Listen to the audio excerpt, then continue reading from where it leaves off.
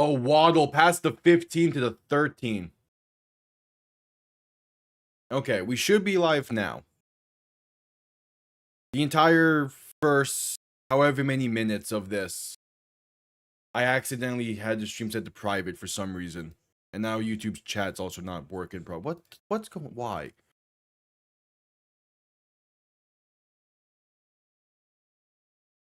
Thumbnail also didn't save. I love YouTube right now. This is going great. There we go.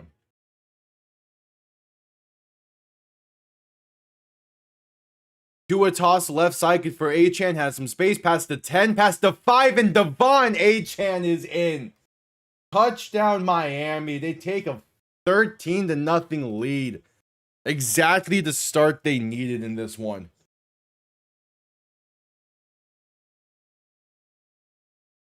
Beautiful. Okay. Yeah, okay. Again, we're back in this setup, and YouTube for some reason had the stream set to private for the first however many minutes. So yeah, hell yeah.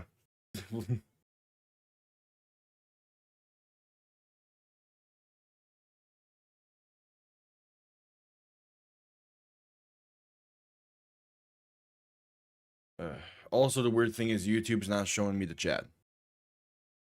Yeah, gotta love YouTube right now.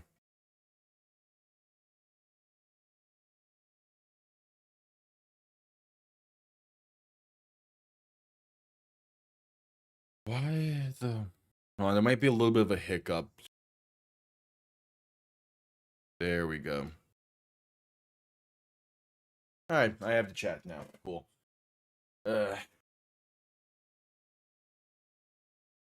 Now we're at commercial break. There's an injured Jet on that play.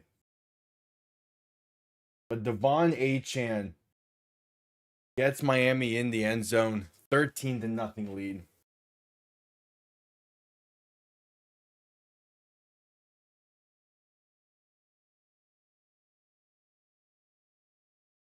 Oh yeah, I was so confused for the first drive or so of like what was going on, and it just turns out YouTube set the stream to private for some reason. That's great.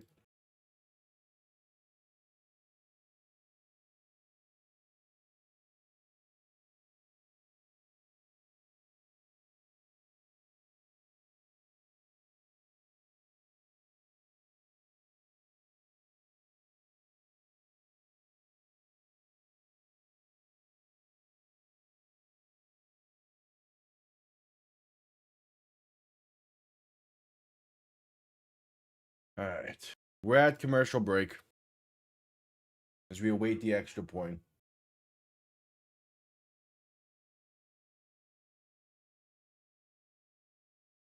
Cool. And so this stream replay is going to be fantastic. All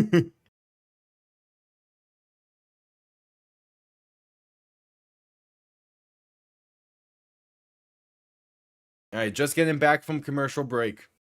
Is Miami set for the extra point after a 13-yard touchdown from Devon Achan?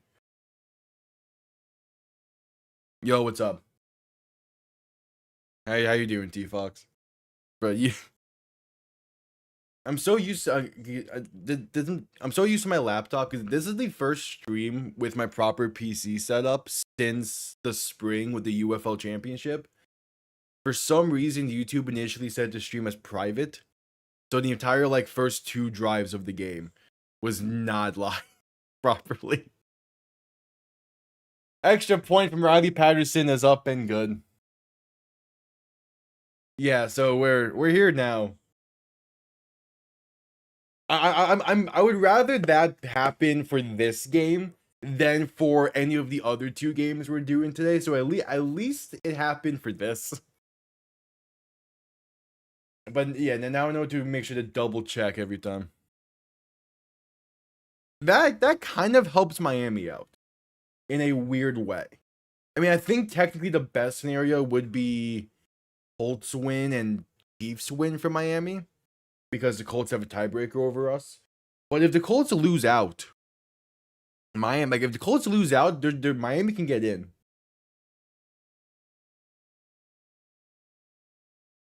Kind of thing is you gotta find like you gotta find like 3 teams that are like 8 and you have to find like the 8 where one of the 8-4 teams can start losing. The Colts have the best chance at that. Kickoff underway, going to be down in the end zone for a touchback.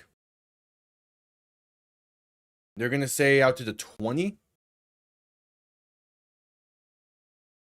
All right, Atlanta's up 3-0 over Seattle. Cincy up 7-3 over Buffalo.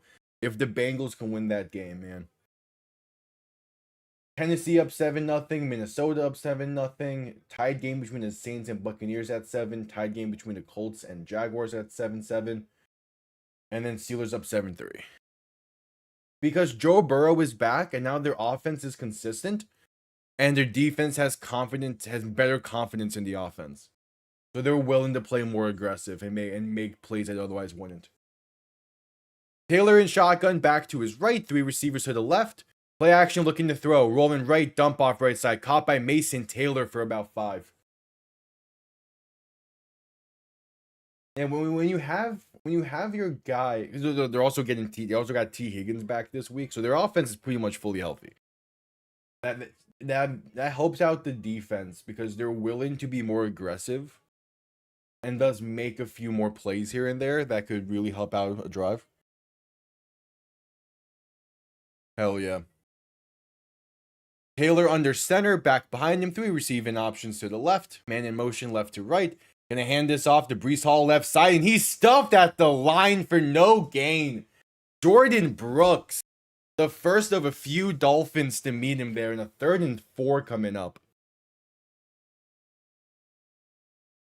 Yeah. That if Cincy can win, that would be great. Because I do legitimately see 2 other losses on Buffalo's schedule. Even though Philly has been playing weird, I could totally see Philly winning that game off defense alone.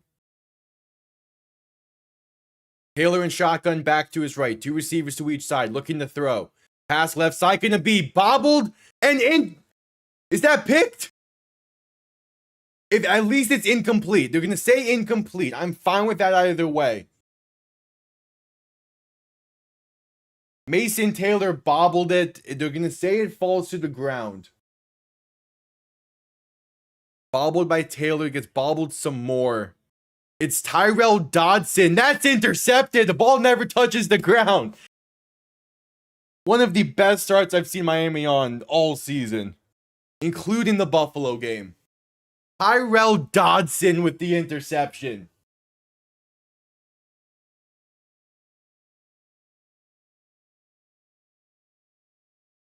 Yeah, but again, like Cincy's offense is much better with Burrow than with anyone behind center. And Miami's gonna challenge this. They're gonna win that challenge. I don't blame you for taking him out. Yeah, Tyrell Dodson traps the ball between his knees. And Miami's gonna have excellent starting field position on their next drive. Put the game away. Make it 21-0 now. All you have to do.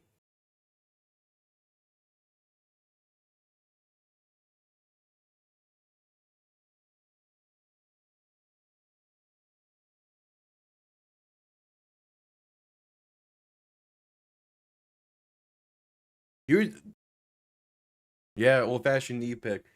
Tyrell Dodson and Jordan Brooks. Jordan Brooks was a sign-in last year in the offseason. Tyrell Dodson was a waiver claim last year. Both taken from Seattle. So we pretty much just grabbed the Seattle linebacker duo and put them in Miami, and they've been great. Like, Jordan Brooks is leading the league in tackles right now. Tyrell Dodson has been making multiple plays as well. For a long period of the season, he was also in the top 5 for tackles. That's a linebacker duo you want to keep for as long as you can.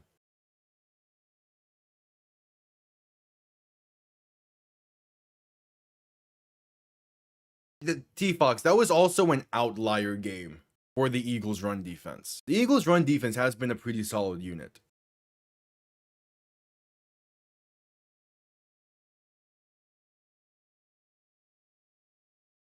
Either way, though, like you should always play someone going against the Saints over someone playing the Eagles. That's just,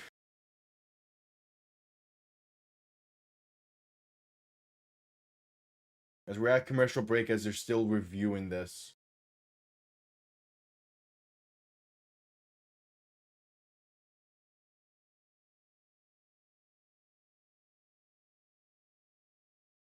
But what a play from Tyrell Dodson. Right, if Miami puts it away here, they get up to 21-0. I'm gonna go over to a quad box. Well, yeah, you're winning this week anyway because you're going against Uncle. But still, like, you can't be getting away with that too often. Who would you be playing next week anyway, or whenever next round is? Would that be? I assume that you'd be playing Toasted, which would be a fun playoff bracket.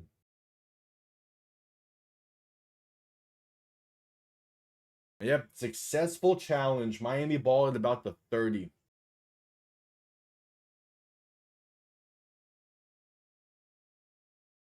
So Tyrell Dodson with the interception. All right, again, this is the chance to put the game away. 7:27 to play in the first quarter. Get up 21-0. Tua in shotgun back behind him. Motioning the tight end to the backfield to be a fullback. Motion another tight end left to right. They're going to toss this right side for Achane. Has some blockers past the 25 to about the 23. And so yeah. Which means I'll get ball flush. Cool. Oh yeah. Gesicki is good for about 1 or 2 of those a week.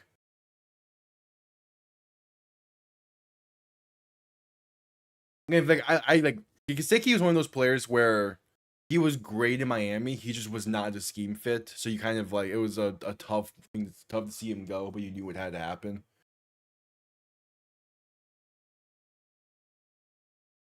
Tua under center, back behind him, gonna end around this one left side for Darren Waller. That should be enough for the first. All right, so at first I accidentally YouTube accidentally had the stream set to private, so the first 2 drives were missed. So quickly to recap on those, Miami made a 4-play, 69-yard drive to start the game, capped off by a 3-yard touchdown pass to Jalen Waddle. The Jets then went 3 and out, and then Miami had a 5-play, 80-yard drive to go 14-0.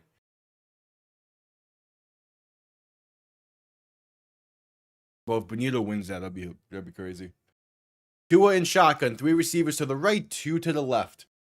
Motion someone into the backfield, and there's going to be a false start on Miami. 1st and 15 coming up.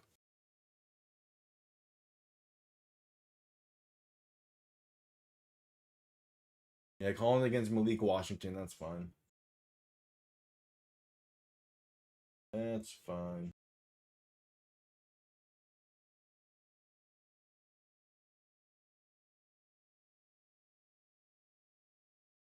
All right, Tua in shotgun, 3 receivers to the right, 2 to the left.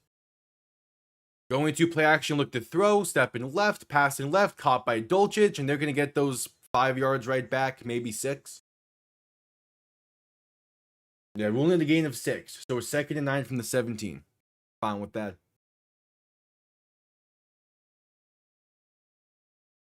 Since he's up 14-3, hell yeah, bro. I need Cincy to win that game. Are you sure you're not confusing him with my team? Because I have all 3 of the main Eagles players. I'm not sure if Ballflesh has an Eagle on his offense. Tua in shotgun, going to play action and look to throw. Pass right side, caught by Dulcich once again with space. Inside the 10 and down to the 5. 1st and goal, Miami. A 12-yard pickup for Greg Dulcich. Yeah, but those 2 are guys those are fine to go with. It's not like he has Jalen Hurts, AJ Brown, Saquon Barkley, and their defense. Devontae Smith has been a reliable target for Philly, and so is Goddard.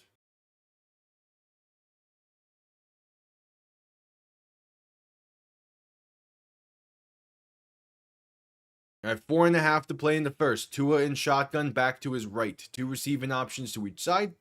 First and goal from the 5. Gonna touch pass this one right side for Malik Washington, who's gonna get to the 2. All right. Second and goal. Like the play call. That's such a me play call in college football. Oh, Tyrod Taylor has gone to the locker room. The Jets' backup is Brady Cook. If need be, okay. Oh, T. Higgins, what a touchdown grab. I'm just seeing his. God damn. Yeah, no, it's gonna be a problem, man. Miami hasn't played him in a few weeks. Tua in shotgun, back behind him, 3 receivers to the left, man in motion, going to hand this off up the middle, and Jalen Wright, untouched. It's a 20-0 Dolphins lead. Oh my. Capitalizing off of the interception. Mason Taylor just gave the Dolphins 7 points. See, he's a Dolphin at heart. He might play for the Jets, but he grew up in South Florida, man. Mason Taylor, the Dolphin at heart. It's good to see Jalen Wright get a touchdown. He's kind of been overlooked for Ollie Gordon as like a running back too, but he's been getting more involved now as Miami's shifted to more of a run heavy team, and it's been working. Extra point up and good. 21-0.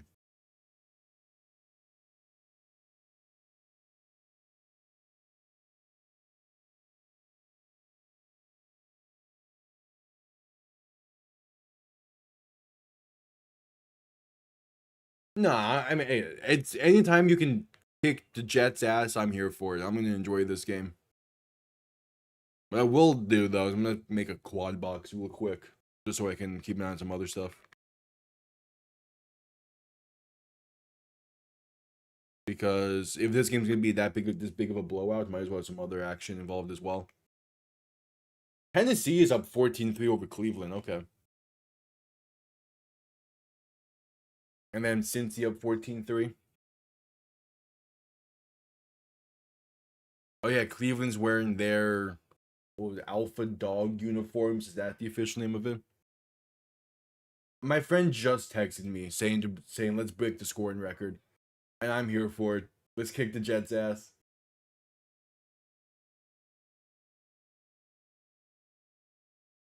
And Jacksonville up 14-7. As we're at commercial break.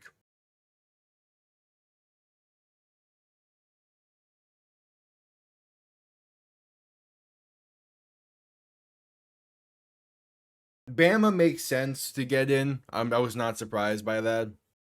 Because, like, yeah, did not play great against Georgia. It's the fact they beat them already this season, it gives them a little bit of leeway. Notre Dame not getting in I'm fine with that. Like I'm fine with that. Miami should have been over. Miami being over them makes total sense because of head to head.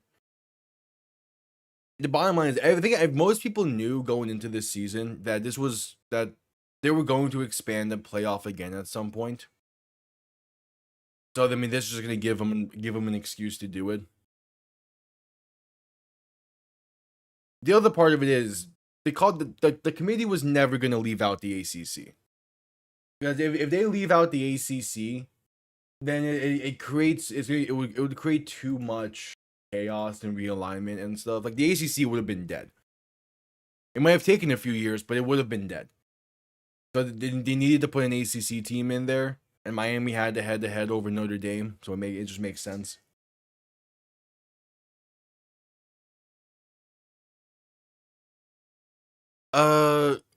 Every team's available for a running back. Running back is one of those positions where every team's going to be interested in running backs because they can be that big of difference makers. Kickoff underway, going to be down in the end zone for a touchback. I think most likely, I wouldn't be shocked if he goes to Cincy. I think is still a team that could go for a running back. I think they would be my top choice for it. And yeah, Brady Cook is in the game, as Tyrod Taylor was banged up on the previous drive. So undrafted rookie out of Missouri, Brady Cook, with the game with it being 21-0, takes the field. I saw a tweet the other day about the cold weather in Miami, and it's because context matters. A lot of the games Tua has not played great in the cold. There's also rain conditions, wet days, and extreme cold. Jets handoff right side to Breece Hall is going to get about 9, their best play of the game so far. It's less the cold because it's like 38 degrees in New York right now, so it's not too bad. The thing with the cold is Miami's gotten really bad luck. They've had snow games, they've had rainy days, they've had extreme cold, like the -2-degree game in Kansas City. They've had wet days like the Tennessee one a few years back. Miami can handle this cold that they're playing in now. That's not the issue. Handoff once again to Breece Hall, trying to bounce it left side, and going to be brought down behind the line for a loss of about 1. 3rd and 2 coming up. Now they're going to say back to the line of scrimmage, 3rd and 1. 70-20. Let's just go. Let's just go at this point.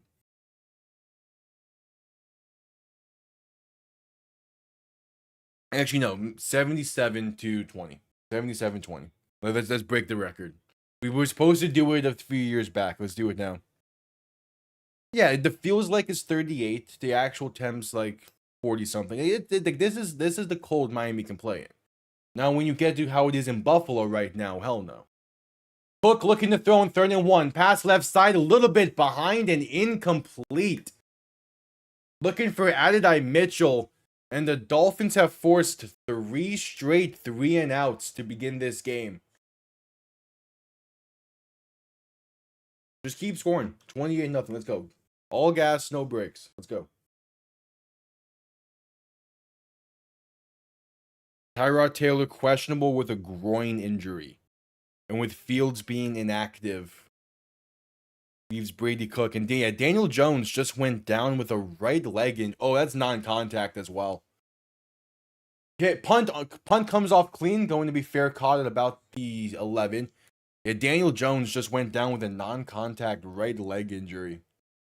And he's slamming the helmet. That's a tough blow to the Colts. Oh yeah, no, he cannot move on that.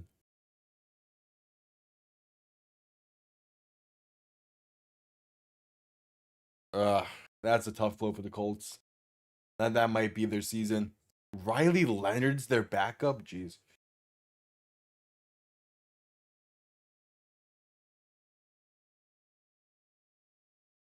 All right, handoff left side for Devon Achane, going to be gained of about 2.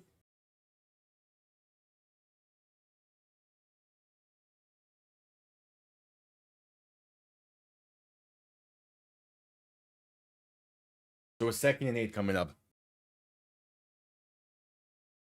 I'm not sure you can order another mold for what that looked like.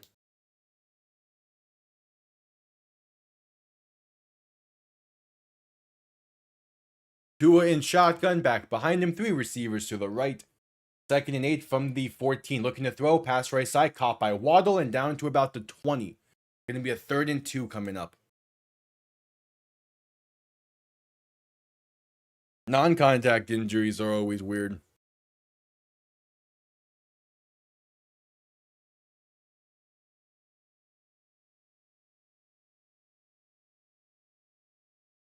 They're showing Tua's record in games below 46 degrees. That's such a very specific number. You can make that below 50 and it'll probably be like 3 and 12. Tua in shotgun, 3rd and 2. Back to his right, 3 receivers to the left. Going to look to throw once again. Has time. Pass over the middle is going to be incomplete. A little bit behind Darren Waller, who's going for the one-handed grab. And Miami goes 3 and out. I think I would have liked to see at least a play action there and get Tua out in space, but it's fine. I'm being nitpicky for a game Miami's up 21-0, and that's the first mistake they've really made all game.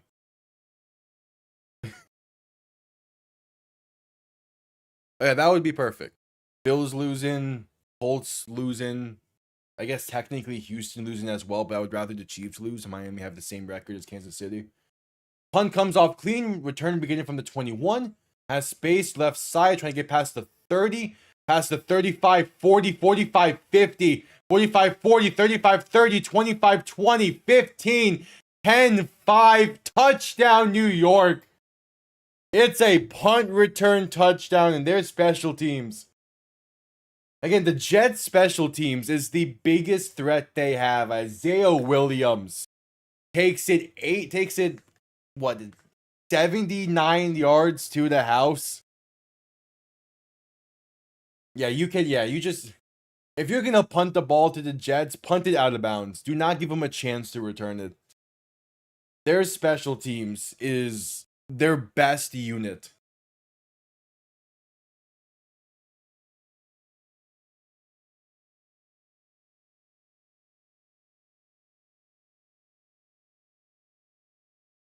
Just, yeah, so I'm not surprised that the first punt Miami has today goes for 6. Extra point is up and it is good.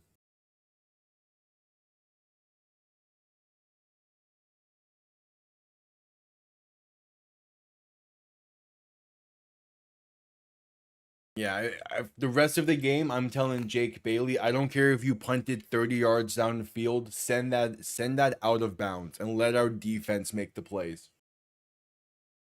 There's no need to give him returns like that.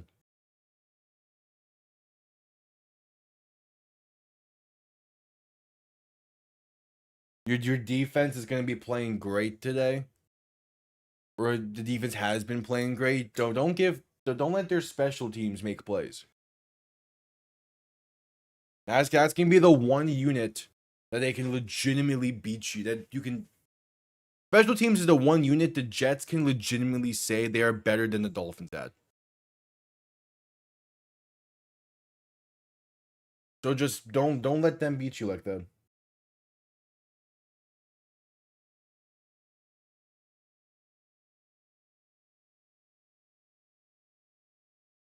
Buffalo going for 2. Bills now down 14-11. Okay. All right, so set up to send this one away. Kickoff going to be returned beginning from the 7. Room up past the 25, past the 30 to about the 32. All right, you're going to have better starting field position. And the offense is right back on the field. An offense that has been playing well. So just got to keep it up.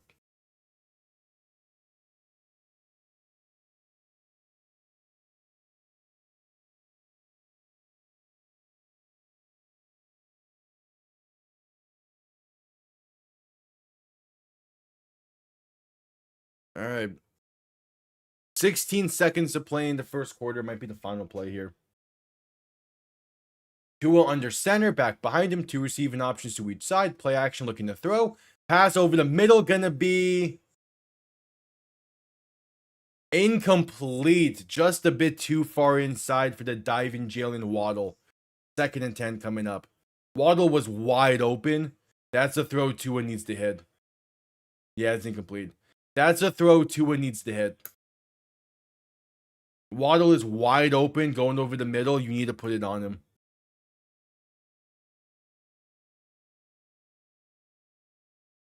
You just need to put him on him there.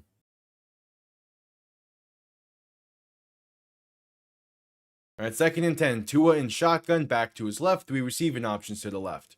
Man in motion, left to right. Tua looking to throw once again.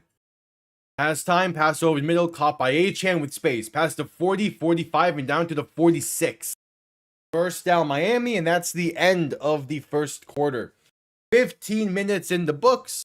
And besides the punt return touchdown, this has been one of the best games Miami has played all year. 15 minutes in, we head to commercial break. As the Browns just got a nice touchdown grab from David Njoku.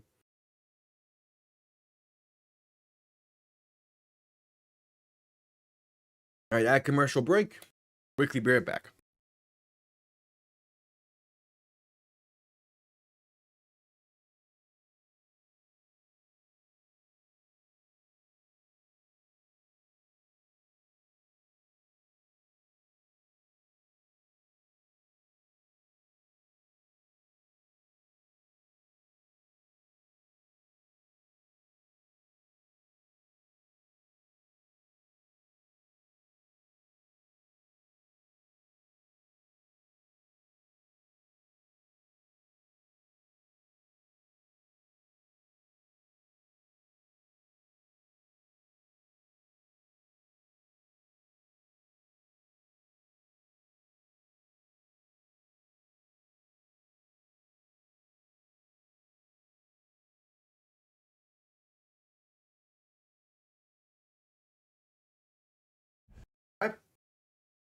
I'm back. Select commercial break. End of the first quarter. First quarter ended with a 13-yard gain for Devon Achane. Yeah, Miami has just been dominating. Jets barely have 4 yards, 4 minutes of offense in this one. Daniel Jones immediately ruled out with an Achilles injury. That's tough. This late in the season, to tear your Achilles when you've been having as good of a season as you've had. That's tough for Daniel Jones. Because he was set up to get good money in the offseason. And now,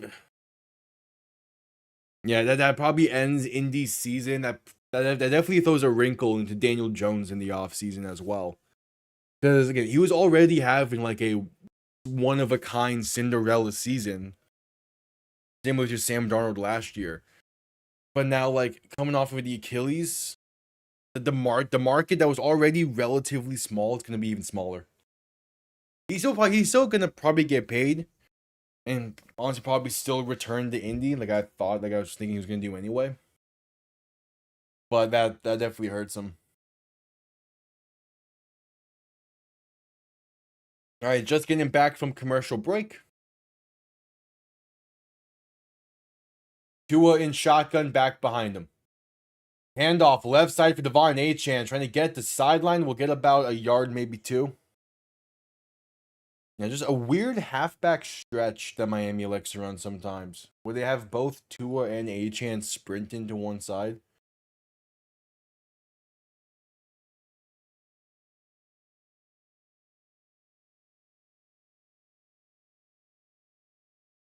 All right, 2nd and 9.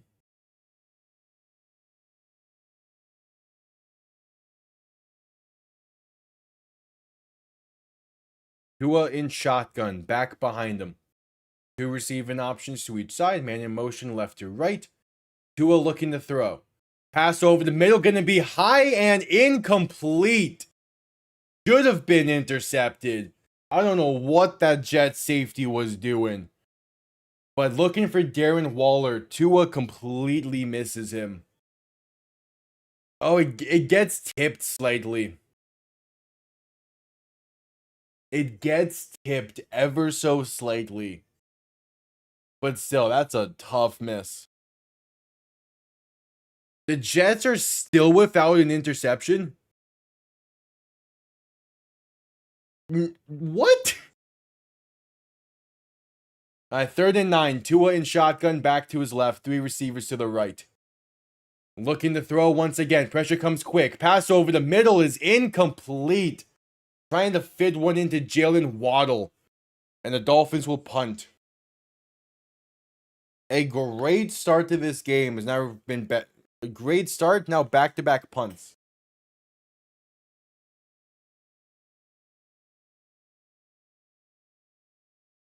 Yeah, the Jets send pressure quick. Tua had to just get the ball out. No one was open. It's fine. But yeah, get this into the end zone or out of bounds. Do not let them return this punt. Punt comes off clean. Going to be fair, caught at about the 13. Cool. Let your defense do what it's been doing best today, and that's holding the Jets to 3 and outs. 14 minutes to play in the second quarter. We head into a commercial break.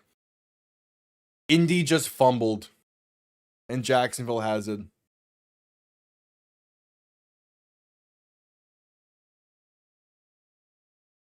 No, yeah, snow is really coming down in Buffalo. It's snowing sideways over there. Okay.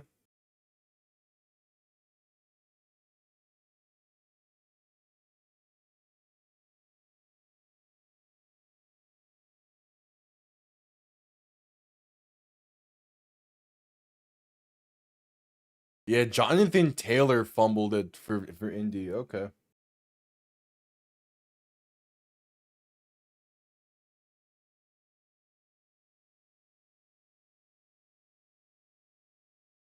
No, they cannot. That is Indy's second turnover. But Indy had India had one of the freest paths to the 1 seed merely like 5 weeks ago. And now they're down 21-7 as Trevor Etienne, a walk-in touchdown, puts the Jaguars up more. But what the fall off of Indianapolis this season is gonna maybe not exactly talked about in the same, but it's reminding me so much of what just happened with the Mets this past year. Where like they were a surefire 1 seed. Everyone felt really solid about them, an MVP candidate in Jonathan Taylor. And then just the final 2 months.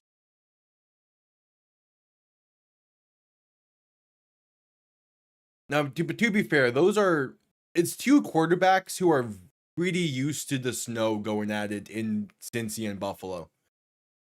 I know Burrow went to LSU, but he's an Ohio guy.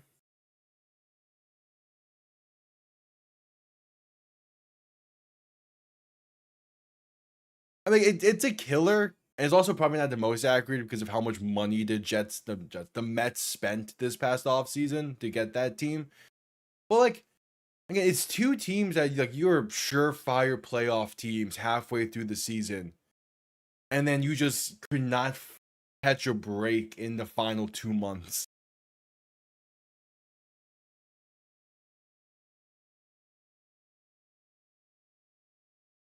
All right, Cook and shotgun back to his left, three receivers to the right. Going to hand this off up the middle for Brees Hall, who's going to get to about the 19.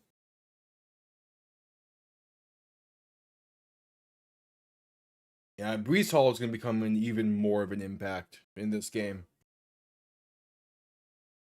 Yeah, MRI confirms torn Achilles for Daniel Jones. 9-month recovery, put him right to the start of next year. I mean, he's going to return to Indianapolis in the offseason because of that. Because with him not being able to have a training camp or a proper offseason, he's not going to be able to learn a new offense in the same way that he knows the Colts offense. Cook and shotgun back behind him, three receiving options to the right. Handoff up the middle is going to have some space. Brees Hall is brought down close to the first down marker. They're going to rule him just shy, 3rd and inches.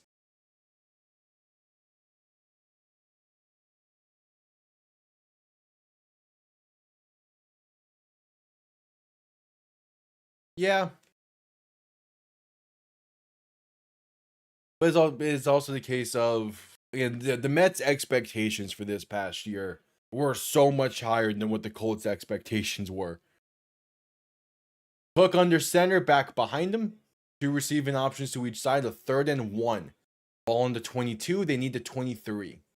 And then in motion left to right, and bobbles the snap! And bobbles the snap, he falls on it, but Bradley Chubb tags him down for a loss of about 3. So the Jets offense, 4 straight 3 and outs. Yeah, Brady Cook bobbles the exchange. And was that his first play under center today? And he bobbles the exchange? Oh yeah, I'm really happy with how Miami's been playing so far.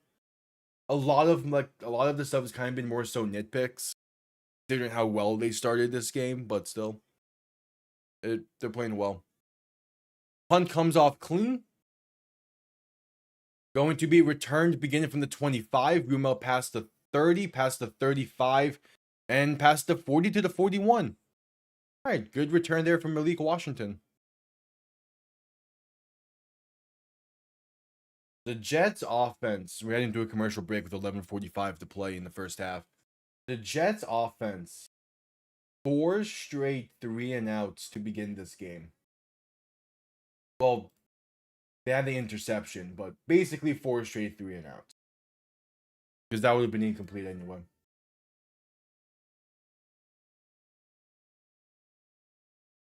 Like, that's just not how you didn't want this game to start at all. It's a tough one, but I'm here for it.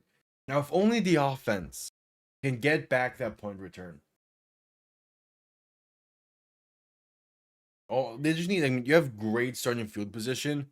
You don't need a lot. Like at this point, up by 14, with how well your defense been playing and as well everything's been going, I'm fine with the field goal drive. But if you can find the end zone, get back to a 21-point lead, You're so chilling. What a throw from Burrow and what a catch from Chase Brown to get down to the 1 yard line. Bro, since he's gonna be a problem.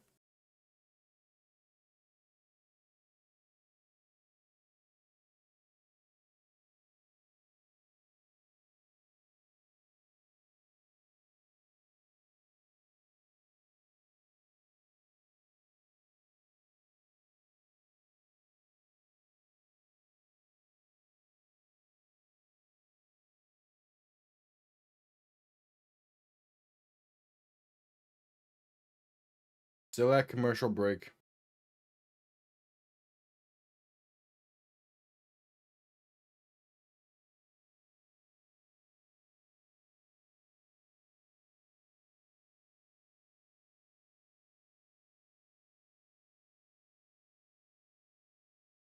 Oh, they're gonna rule that incomplete, I think. Riley Leonard escapes. Alright, solid play by Riley Leonard. Puts the Colts up past the 45 to the 42. As we're just getting back from commercial break.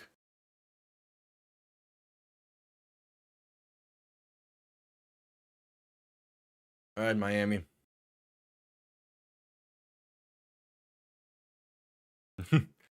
This is a tough one for the Jets, huh? It's. I mean, I just don't know what the Jets do from here. Again, I mentioned it throughout the game. The most complete unit the Jets have in their arsenal has been their special teams this season. There's so much work to be done. Tua fakes a toss left and passes it back right side for Malik Washington, and he's gonna lose about 2 or 3 on the blown up screenplay. Yeah, 2nd and 12 coming up. And there is a Jet slow to get up afterwards as well.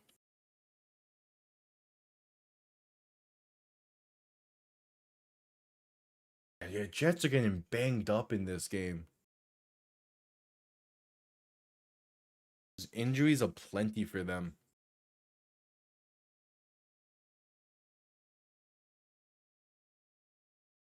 And we're going to head to a commercial break due to an injury timeout.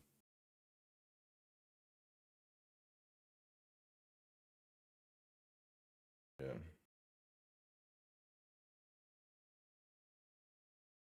Second and 12 when we get back.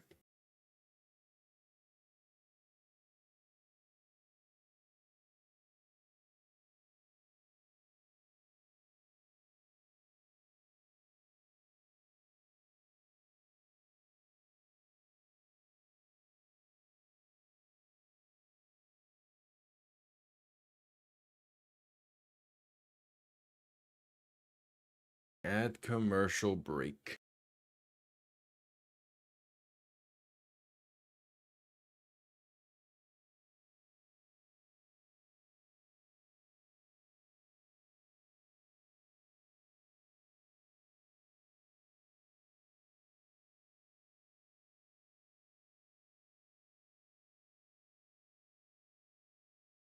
Oh, they're ruling out a touch. Oh, yeah, touchdown Cincy now. 21-11 lead for the Bengals. Hey, the Browns are moving well. There was reports before earlier in the week as Deshaun Watson is coming back from has his practice window opened up. There's reports that they might be looking for Deshaun Watson to be their starter next year. And just no. I mean, yeah, you have so much money invested into him. No, just if you're not gonna draft a quarterback in this upcoming draft, which fair, just let Dylan Gabriel and Shadur Sanders have the competition in the offseason and go with whoever wins it for the entirety of the season. Just see what they have in a full season of work.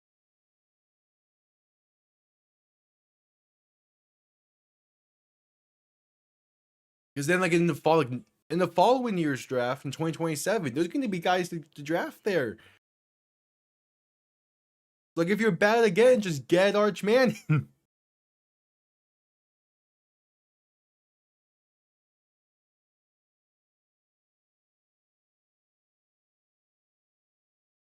As we're just coming back from commercial break. Bro, what happened to Lamar Jackson? That's a terrible interception he just threw. All right, Tua in shotgun, back to his right. Gonna hand this off left side for Jalen Wright. Has space past the 45 and out of bounds near the 46. You get those 2 yards right back and then some.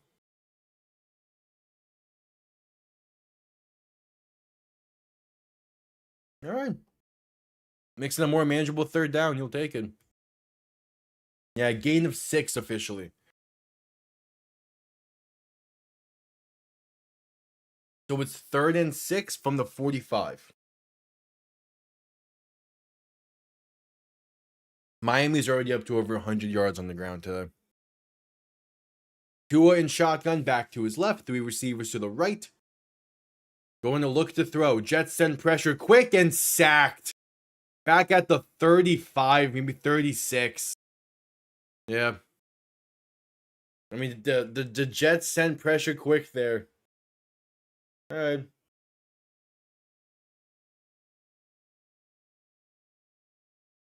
That's a whatever. Yeah, Ollie Gordon could not lay that block up the middle there. Yeah, they had a tough angle for that. It's fine.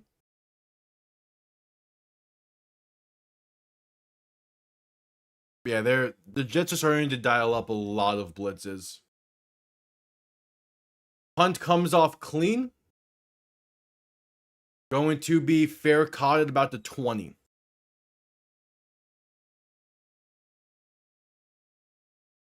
Again, let this defense put in the work that it has been.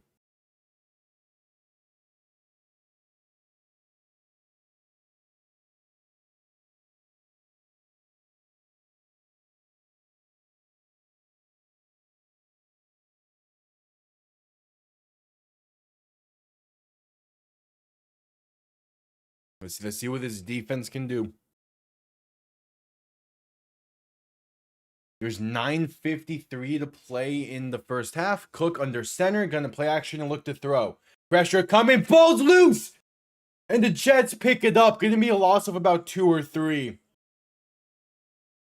But oh, nearly another great turnover as there's 2 Jets slow to get up after the play. One of them is Breece Hall, who picked up the fumble. Chop Robinson. I think he was the one that forced it loose. Yeah, Chop Robinson forces it loose with good pressure off the right side. Kenneth Grant came oh so close of picking it up. And yeah, it's the diving effort from Kenneth Grant to get the ball that hobbles Breece Hall a little bit. That's gonna be interesting to see.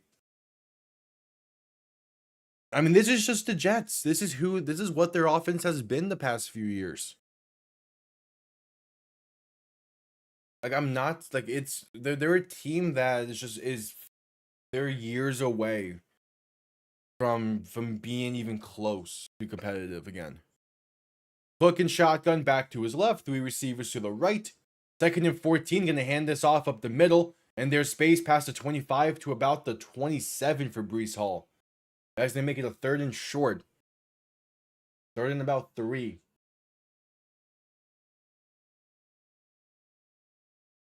Yeah, that's the exact run they were hoping for there. You gotta be able to guard the middle a bit better than that. At 3rd and 4 is the official ruling.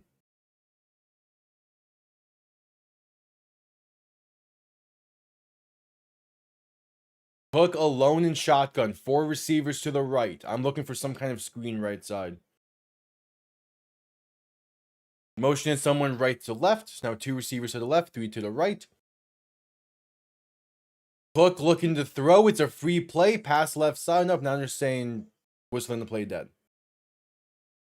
There was movement at the line. Probably going to be on Bradley Chubb here.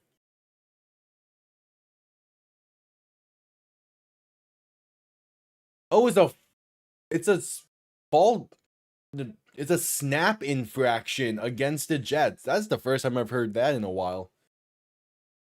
A snap infraction against Josh Myers. So it's a 3rd and 8 or 3rd and 9 now.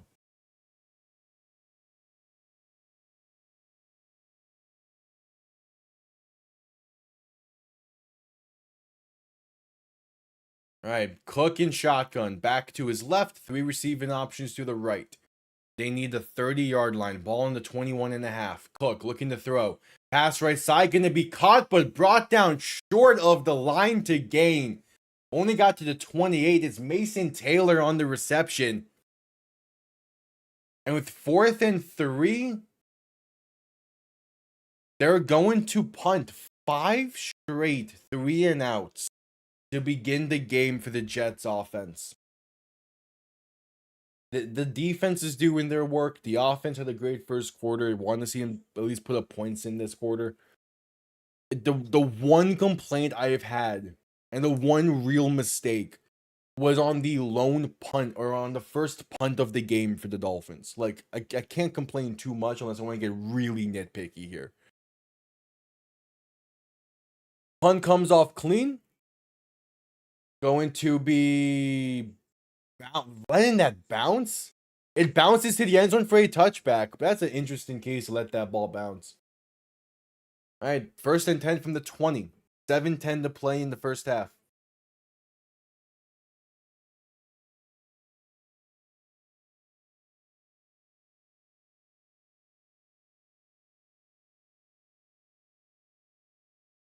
We're talking about the Man of the Year award.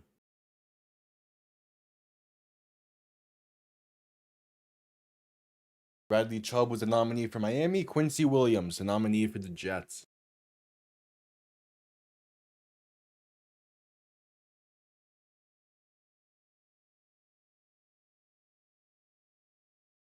First and 10. 7:10 to play in the first half.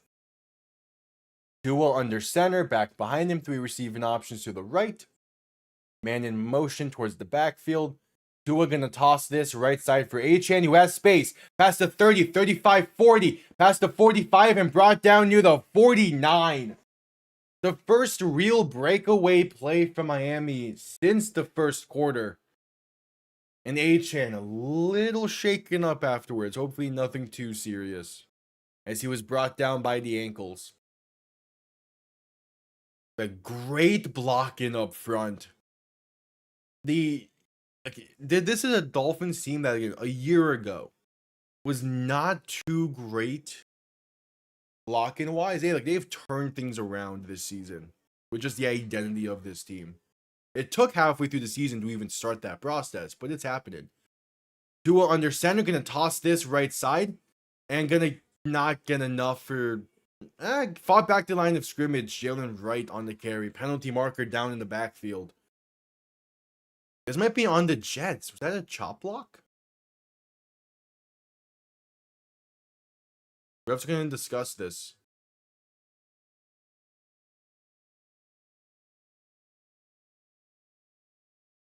Yeah, low block on the Jets.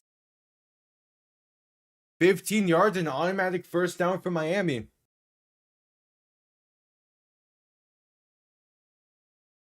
Yeah, Alec Ingold trying to get out, and they kind of they were both going low. It's kind of like a thing, but they called against the Jets. You'll take it.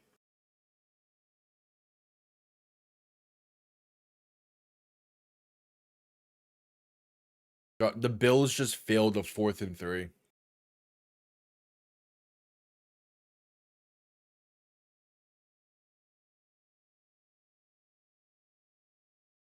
And now they're saying it's on Jermaine Johnson. That's not the same player that the ref called it on. Either way, ball past midfield for the first time since the third drive of the game for Miami. Tua in shotgun, back behind him, 2 receiving options to each side. Ball on the 36. Going to hand this off up the middle, and there's room for Jalen Wright past the 30 to the 28. 6 minutes to play in the first half.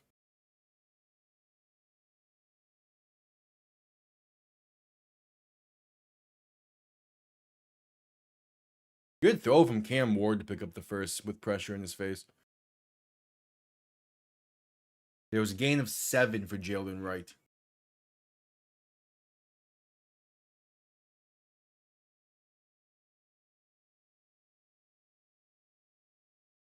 Tua in shotgun, back behind him, 3 receiving options to the right. Ball just past the 30 to the 29. Tight end in motion, right to left. Gonna hand this off left side for right. Who's going to fight his way for the first? Up to the 24. That's some great running from Jalen Wright to move the chains. Oh, yeah, Devon Achane heading to the medical tent.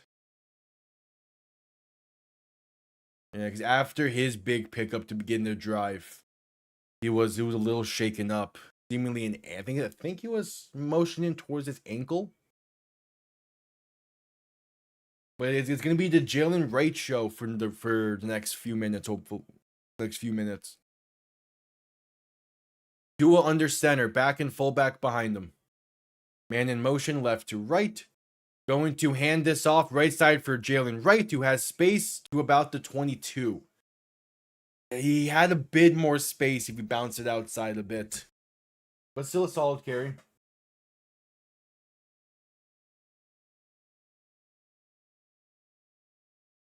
All right, 2nd and 7 coming up. Miami just killing clock now. Yeah, Achane being out does limit what you can do on offense just because of how good of a pass catcher he is at the backfield. Tua in shotgun, back behind him. 3 receivers to the left. Handoff once again up the middle, and that would be a gain of only a yard. 3rd and 6 coming up.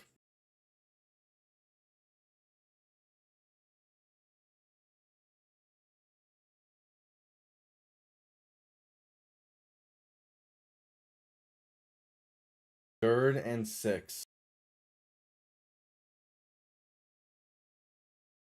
3.5 to play in the first half.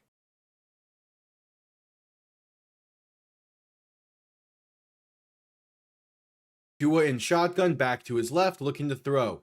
And there's going to be a false start on Miami.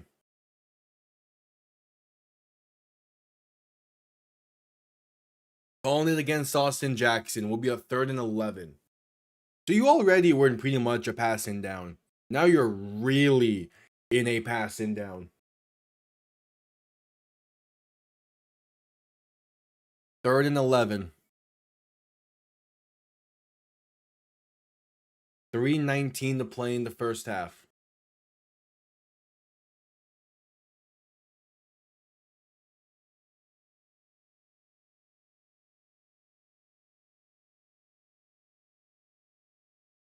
Third and 11. Tua in shotgun, back behind him. 3 receiving options to the left.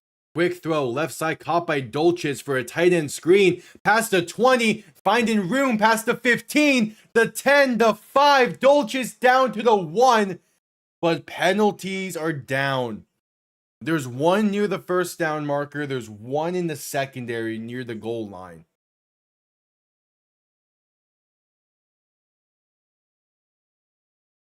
Both of these might be against Miami.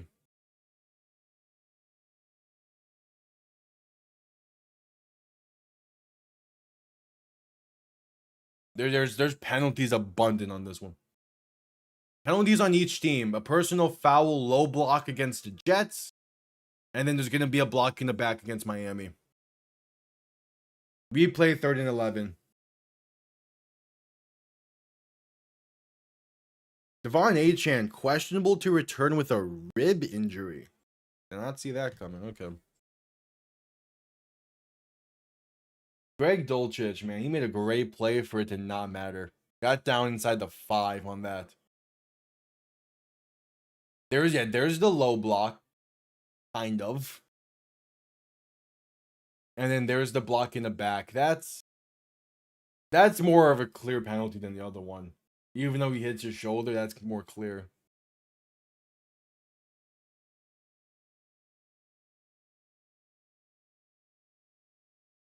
All right, 3rd and 11. Tua in shotgun, back to his left. 3 receiving options to the right. Going to just hand this off up the middle. And that's a gain of about 2. Drive killing penalties. The false start to make it a 3rd and 11. And then the block in the back to have the offset and penalties. As Devon Achane, questionable with a rib, is heading to the locker room. His first half is done early. Riley Patterson on for the field goal try to make this a 17-point game, 43 yards out in the right hash. We're going to head to the 2-minute warning first, though.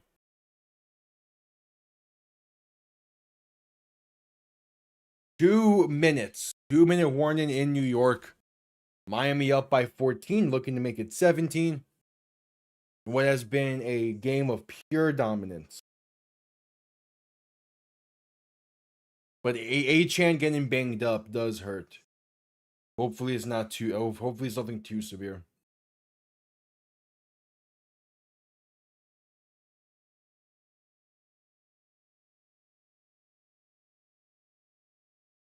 We will see though. We're at commercial break.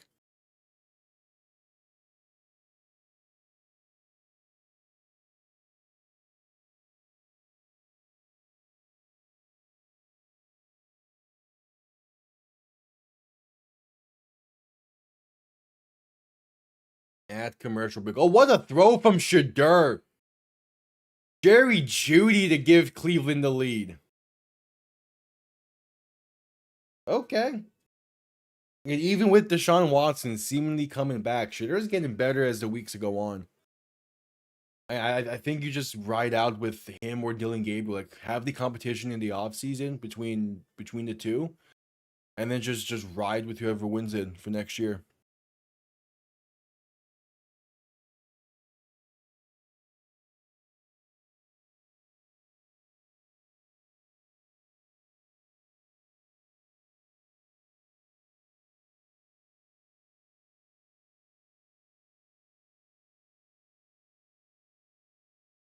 Yeah, like he's for what Cleveland could from where Cleveland is at as a team, he is a fine quarterback to have for the next 2 or so years. I don't think unless he takes a massive leap, I'm not sure if he's gonna be like an upper echelon guy. But as long as they build a competent team, the Browns can win. The Browns can win with him. He's not. I don't think he's someone you win because, but you can definitely win with him. Like that was a great throw to Jerry Jeudy over the middle. When he has time in the pocket, he can make 90% of the throws you need him to make.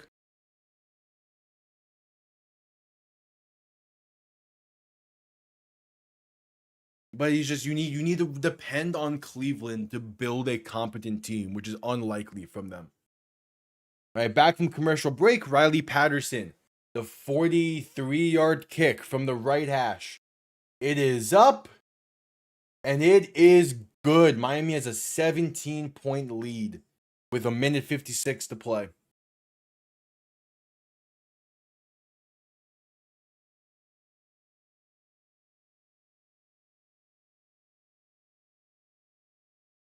I also think it's tough to really tell the Shedeur right now because he had a solid game against the Raiders. He's now having a good game against Tennessee. And then last week against the 49ers was a bit tough.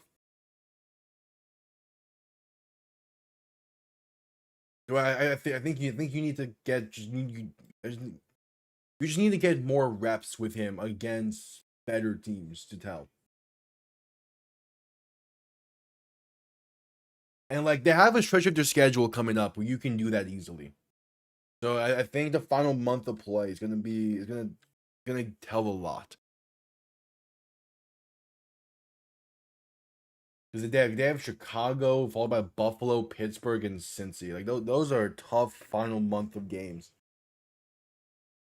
But if he can play well in those, I think you ride with him next year. Kickoff going to be down in the end zone for a touchback.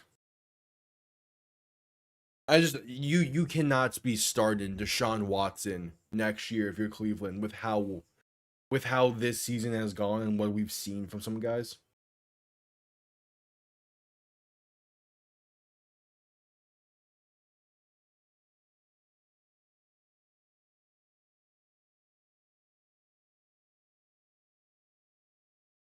All right, 1:56. The Jets have all 3 timeouts. What can they do offensively? Hook and shotgun back to his right. 3 receivers to the left. Ball on their own 35. Man in motion left to right. Hook, quick throw, right side. Going to be caught with space. Up past the 40 and down to about the 45.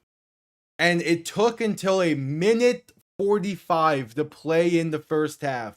But the New York Jets have gotten a first down. John Mechie on the reception. They finally have a first down. Cook looking to throw. Pass right side, going to be off the mark and incomplete. They had 5 straight 3-play drives. And now they have a first down. Crazy. A minute 28 to play in the first half. 2nd and 10.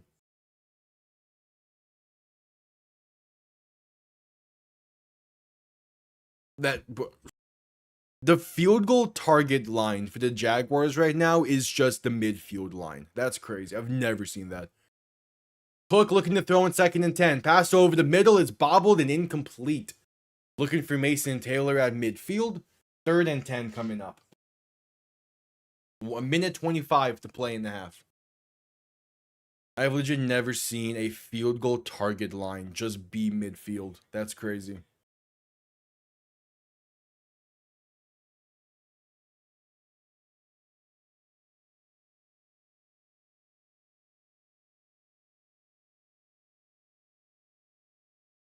Third and 10. Hook and shotgun back to his right. 3 receivers to the left after a man in motion. Hook looking to throw once again. Has time. Deep shot left side. And it's going to be penalty marker down. Going to be incomplete. I think it's going to be a DP. It might be DPI against Miami here. Mika Fitzpatrick in coverage. Never turned his head. Is DPI against Miami. That puts the Jets into field goal range and past midfield for the first time today.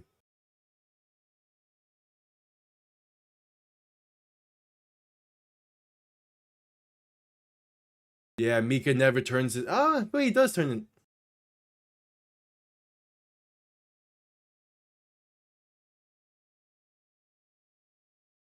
That's DPI? I thought Mika turns his head. Okay. All right, that's question. Cook under center, back behind him. 3 receiving options to the right. Ball on the 16. Handoff up the middle is going to trying to bounce left side, but be brought down behind the line for a loss of 2 or 3. It's Jordan Brooks on the tackle once again. Now a 2nd and 13 coming up.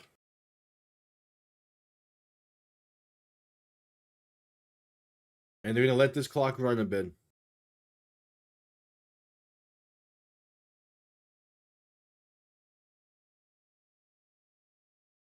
Gonna let this clock run. Hook and shotgun back to his left. 3 receiving options to the right. Looking to throw once again. Pass left side. Gonna be incomplete. Adonai Mitchell couldn't hang on through the coverage. 3rd and 13. 37 seconds to play in the half.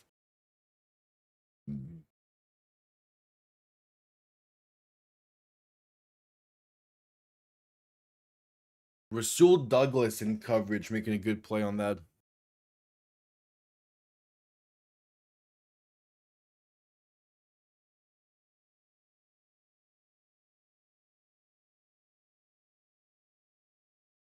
Hook in shotgun. Back to his right. 2 receiving options to each side. Looking to throw. Has time. Pass left side. Intercepted! Rasul Douglas! His second in as many weeks. That's ball don't lie for the DPI. 30 seconds to play in the half. Rasul Douglas. He had the interception last week against the Saints right before the half ends. He has one this week. Looking for John Mechie, and he read that perfectly. They finally get past midfield, and it still results in nothing for the offense. With 30 seconds to play in the half, I do not expect Miami to try a whole lot here unless they get a good pickup on this.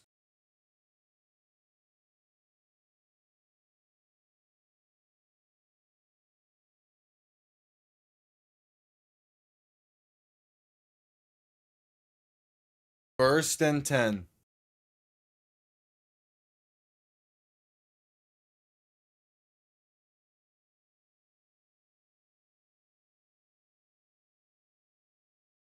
Tua under center, back behind him, motioning a tight end into the backfield to be a fullback. Tight end in motion now, right to left. Going to hand this off up the middle, and there's room for Jalen Wright to get to about the 11. And that should bring us to halftime.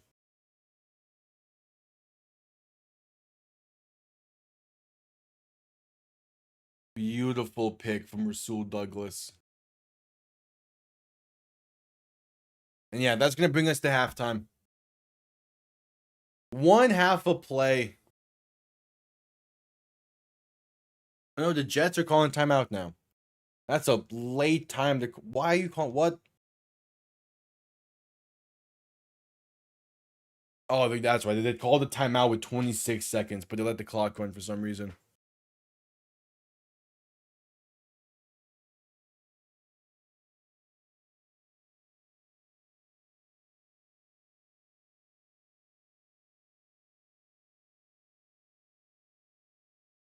All right.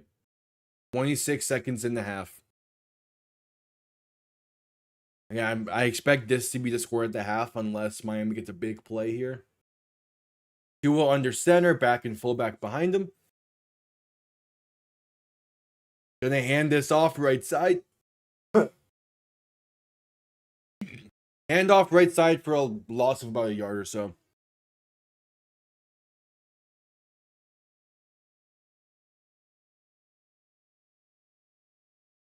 Yeah, loss of 1, 3rd and 5 coming up. Jets call their second timeout.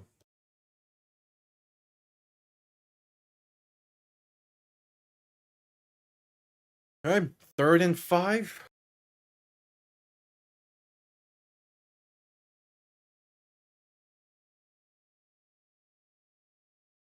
First down gets us to halftime. If not, the Jets technically have a chance to get points before the half. Tua in shotgun. 4 receivers to the left. Motioning someone towards the backfield. Tua looking to throw. And just going to throw this one incomplete. Just threw it at the feet of Jalen Wright, who was not ready for the quick screen there. I do not get that play call. Just run the ball, man. Just run the ball and force a timeout.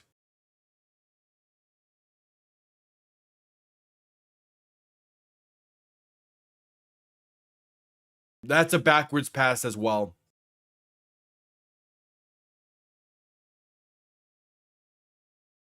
Just run the ball, man. There's no need to be passing there. Just run the ball. Why?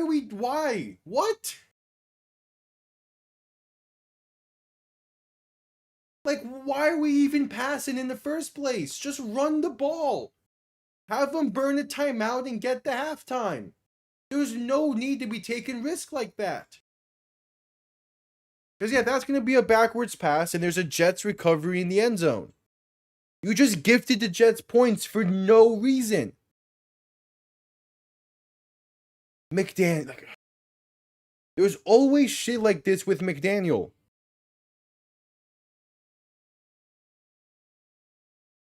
Just he never does the simple shit. He always wants to get a little fancy with it.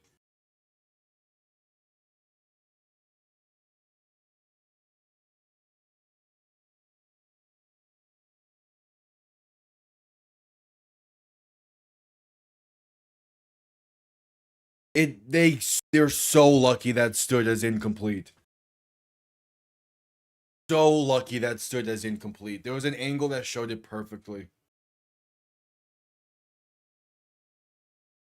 Still, why throw a screenplay there? Just run the goddamn ball. All you have to do is run the ball, and this gets to halftime. There's zero need. Because again, you run the ball, it burns a timeout. Like, there's zero need for that. Punt comes off clean. Going to be returned beginning from the 40. Gets past the 50 and down to the 46. He also gave them a return here, so that's going to push them closer to field goal range with 8 seconds to play. And a timeout. It's just bad end of half management from McDaniel.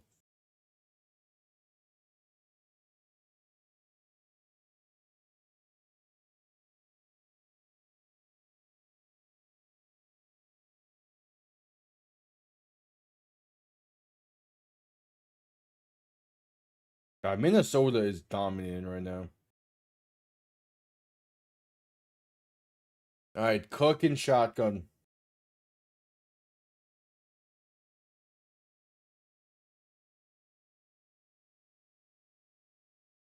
Cook and shotgun. 3 receivers to the right, 2 to the left.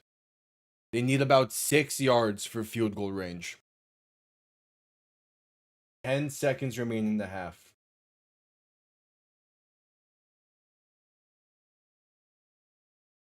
Cook looking to throw. Miami sends everyone into coverage.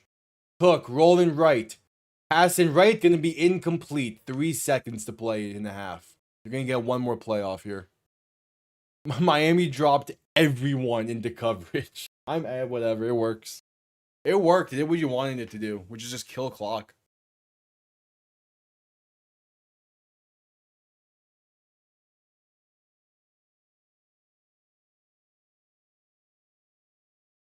All right, 2nd and 10, 3 seconds. Gonna be a Hail Mary opportunity.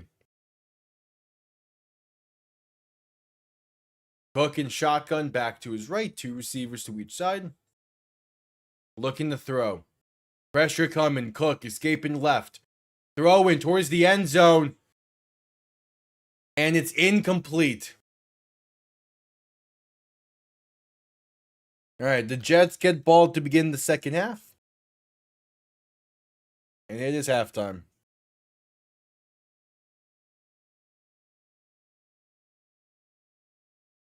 Still, again, this 17-point lead. You're still dominating in this one. But man, it should be so much more. And you should be playing. You should just been able to play a little bit better there. But you're at halftime.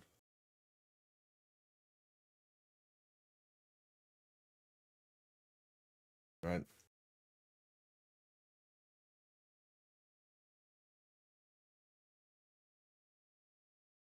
All right, at the half, I will quickly be right back.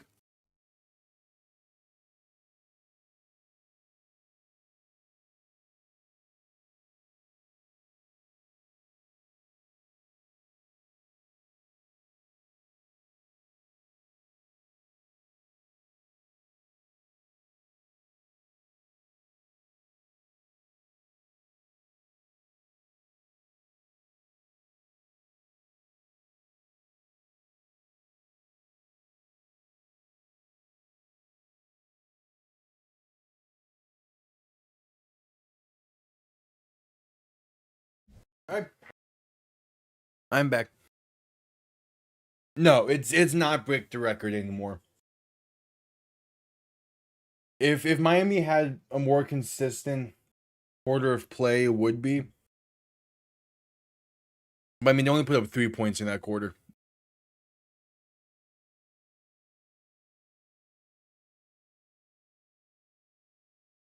Oh well.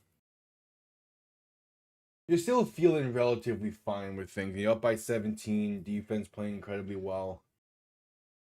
It's just it feels like a wasted quarter. Scores from around the league. Seattle up 13-6 over Atlanta. Cincy up 21-11 over Buffalo. Cleveland up 17-14 over Tennessee. Minnesota up 14-0 over Washington. Tampa up 10-7 over New Orleans. Jacksonville up 21-10 over the Colts. And the Steelers up 17-9 over Baltimore. Ideally, I would want Miami to get to 38. Because that would be at least one touchdown in each of the next 2 quarters. Like that would be ideal. But a win's a win, especially when you play the Steelers next week on Monday Night Football. That's not going to be an easy game because you're going to Pittsburgh for that one.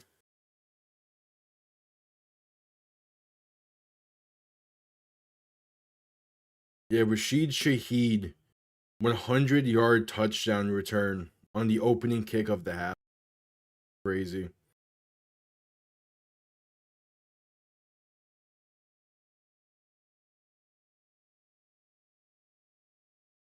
We're doing 3. This one, we're going Bears, Packers, and then we're going Texans, Chiefs. It's a 3-game Sunday.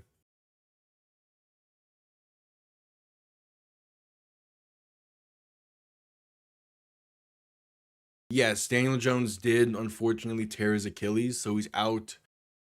He's out probably till week 1 next year, which is a very tough break for him. He was set up to be getting paid in the offseason with teams looking for him. Now that he's not gonna have a proper training camp or an offseason, he's probably just gonna have he's gonna have to just return to Indianapolis. Or maybe he can go to Minnesota since he spent some time there. But I think a return to Indianapolis, run this back and see what you have. Not a bad idea.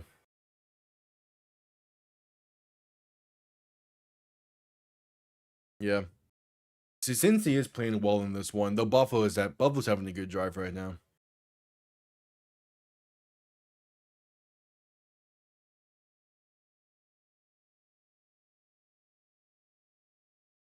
Also, all the trade that all the trade deadline moves from the Colts now are looking so much worse. Because there's a good chance they miss the playoffs now, and they sent so much to get Sauce Gardner. Field goal, touchdown, and extra point. Or a touchdown and 2-point conversion. As Kincaid finds the end zone. Yeah, because on Buffalo's touchdown, there was a rough in the passer, so they went for 2 and got it afterwards.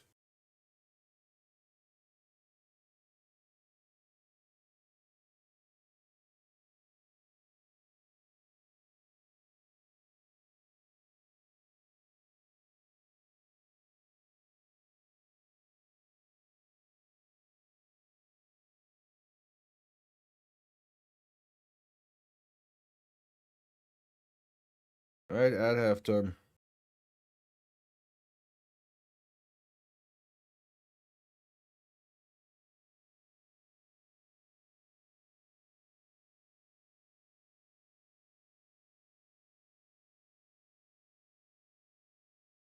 I'm willing to say the Colts season is over. Because even before Daniel Jones went down, they were already struggling a bit injury wise, just quality of play wise. And now that he's down for the rest of the season, yeah, there is a very good chance they lose out. Because after this, they have Seattle, San Francisco, Jacksonville, and Houston. I think Jacksonville probably wins the South, but it does also depend on tonight's matchup.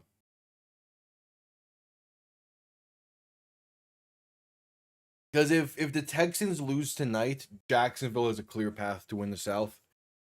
If Houston can stay a game behind of Jacksonville, then I'm willing to say the Texans have a better chance just because the Jaguars still have Denver to play. And then that would be the opportunity for Houston to jump them, but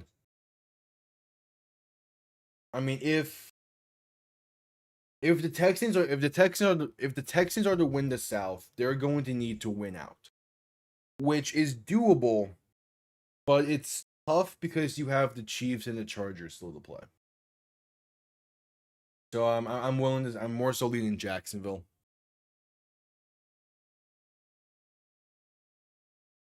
Jaden Daniels questionable to return. He just got back, man. Come on.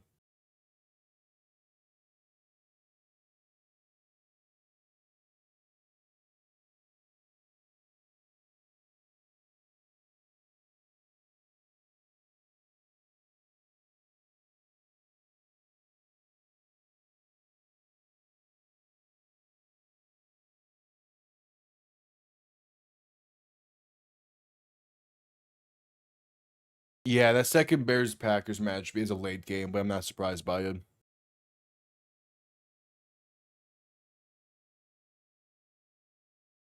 No, if they lose out and miss the playoffs, this cannot be viewed as a good season for the Colts. Because you were set up so nicely to not only win the South and to make the playoffs, but to be the potential 1 seed in the AFC, and you completely let that fall apart in the latter half of the season. I mean, like they started the season 7-1, lose 4 of their last 5. Like, no, you can't view this as a good season if you lose out. You end the season losing 7 of 8 to miss the playoffs. It cannot be a good season. Yes, we are streaming the Saturday games for week 17 and 18. That the plan is to go live with those.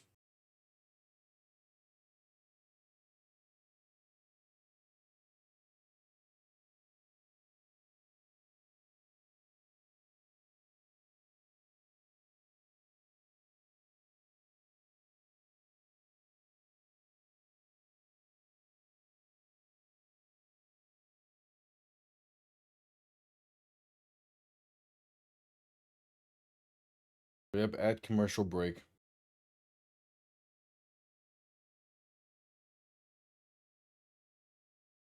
At commercial break at halftime.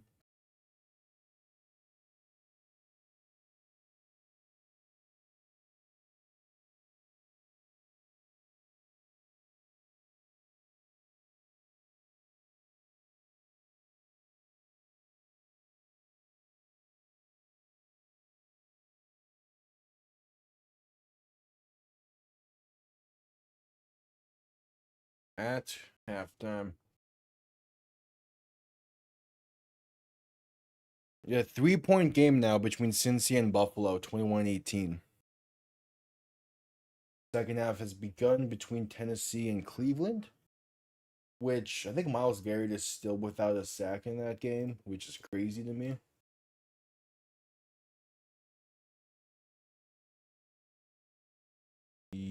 No, he has 1 sack, so he's up to 20, I believe, on the season now, right? Or not, just 19.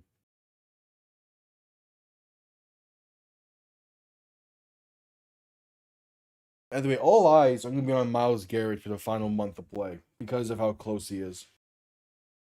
Who does Cleveland have on this schedule?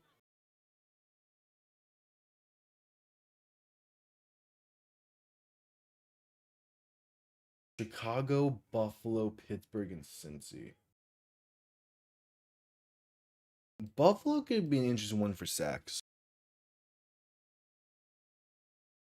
Yes, that is the plan. Is the only miss this upcoming Thursday night game for the rest of the season.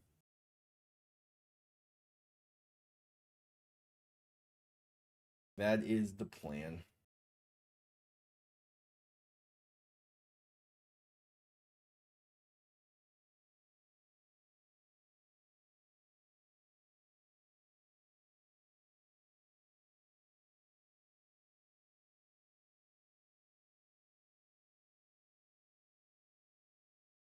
And we're still waiting for the second half. Got about 2 minutes left in halftime.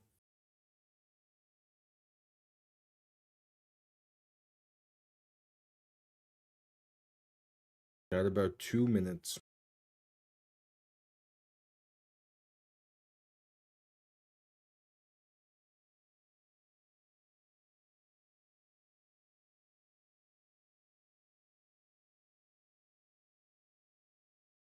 Yes, all of Christmas, all of the Saturday stuff, all of the playoffs is a definite. Only ones from there that are a little bit questionable might be the Christmas stuff, but even then, I feel confident in saying I'm going to be live with those, and to some degree.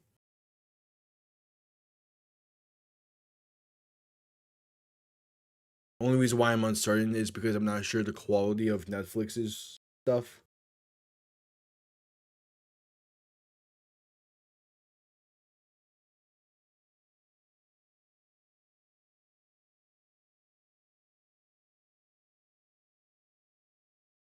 All right, second half underway here soon.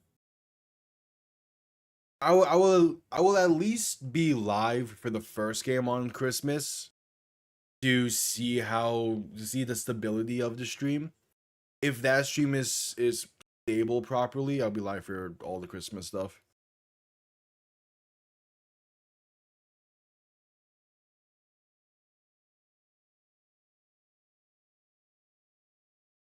Damn, neither team has converted on third down today.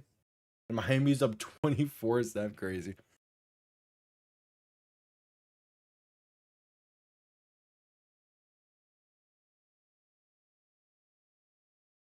All right. The Jets have 47 total yards of off. That does not. What? That really? Yeah, 47 total yards of offense for the Jets compared to Miami's 246. Crazy. I know one of them is, but for the Netflix stuff is where there's gonna be some questions with it. Kickoff underway. Second half has begun in New York. Going to be returned beginning from the 2. Room up past the 15, past the 20, 25, and brought down past the 30 to about the 32. Wait, it's the Chiefs Broncos game on Christmas is on Amazon and the normal stuff, right? And then it's the earlier games that are on Netflix. Yeah. Okay.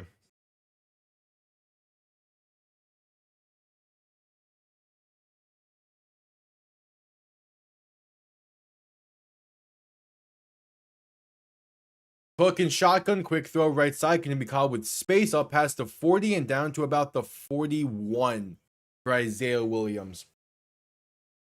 Yeah. The whole Saturday games thing is kind of weird for the NFL. But at the same time, we're at the point now where the college season has basically ended, so it's a whatever thing. Handoff up the middle for Brees Hall is going to get about 3. Enough for a first down.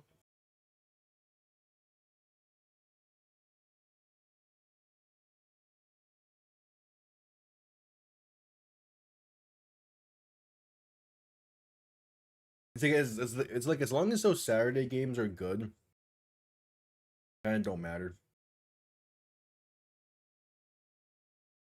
Hook and shotgun back behind him. 3 receiving options to the right. First and 10 from the 45. Gonna hand this off up the middle, and there's space for Brees Hall up past midfield to about the 47. Elijah Campbell and Caleb Johnson have been ruled out for Miami. Still no word on Devon Achane. Cook and shotgun back to his right. Going to hand this off up the middle and brought down behind the line at midfield. Tyrell Dodson, the first Dolphin into the backfield against Brees Hall, and it's a 3rd and 5 coming up. Chop Robinson also on there.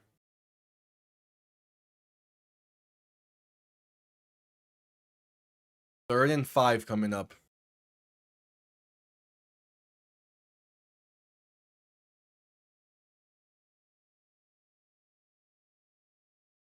Hook in shotgun.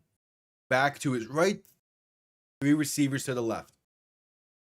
Going to look to throw. Has some time. Trying to step up and sacked. Bradley Chubb brings him down at the 48. And we have still yet to have a 3rd down conversion in this game. Miami sends 4 and they get home. Solid start to the half for this Dolphins defense.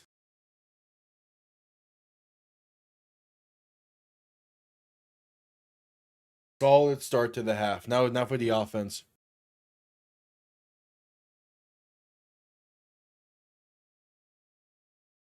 Most likely they will be, or at least the week 18 ones typically have a 4 o'clock start than an 8 o'clock start. Punt came off clean and was downed inside the 10 at least. So some rough starting field position. Yeah, the week 16 Saturday games are also at 5 and 8, so that's a fine thing.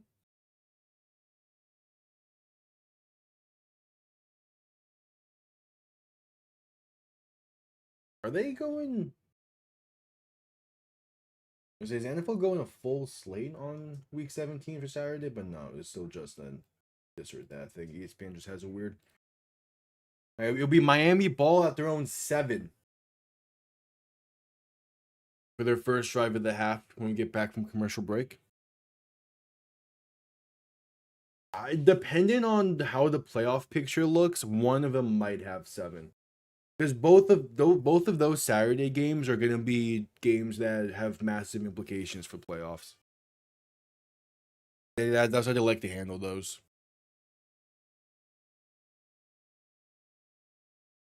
Matthew Golden and Jaden Reed are active for the Packers today. Those are massive additions.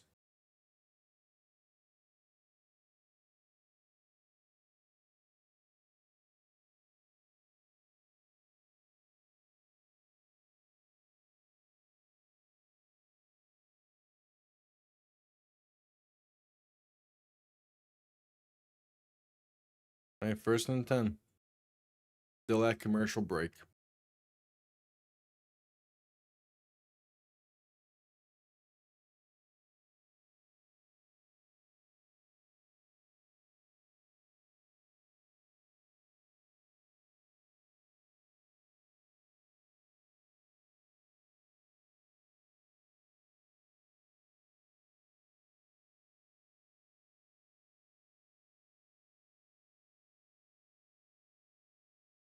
At commercial break.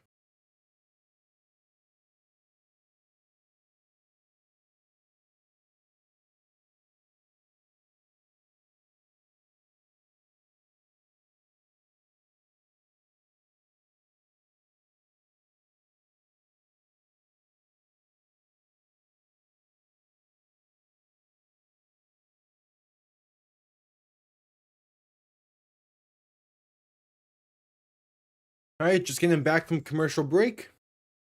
Miami's first 3 drives of the game were all touchdowns. Since then, not been a whole lot going offensively. Devon Achane still not in the game, being questionable with a rib injury. Tua under center, back and fullback behind him. 1st and 10 from their own 7. Tight end in motion, right to left. Going to toss left side for Jalen Wright, who has space down the outside, and going to fight his way for a yard. All right.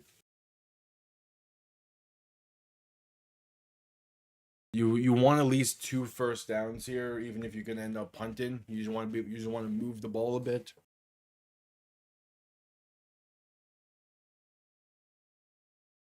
Only 4 pass attempts in the second quarter. Damn. And now Waddle a little shaken up. Great.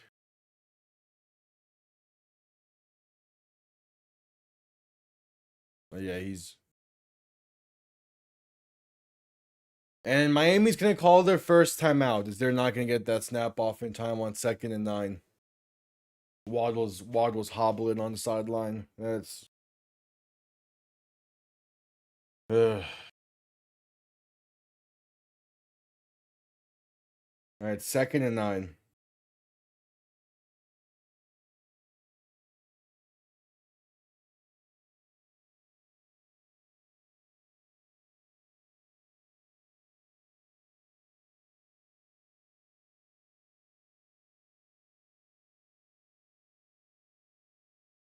Second and 9.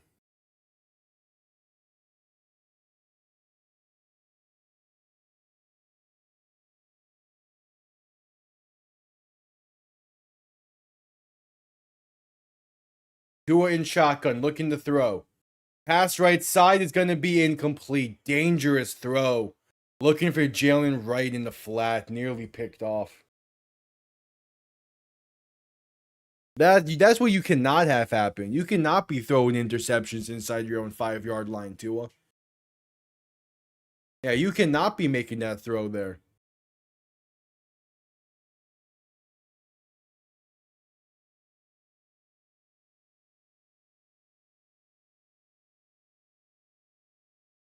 There's no if for playoffs. If you mean for the streams, the plan is to do all of them.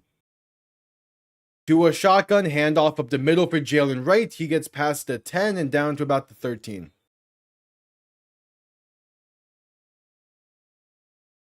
All right. Miami goes 3 and out. First drive of the half. This better not be a similar situation to last week, where you just completely let up on the gas after a great start.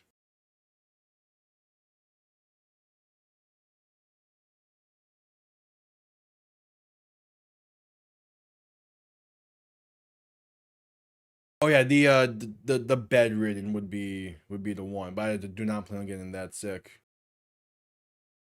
Punt comes off clean, return past midfield to the 48.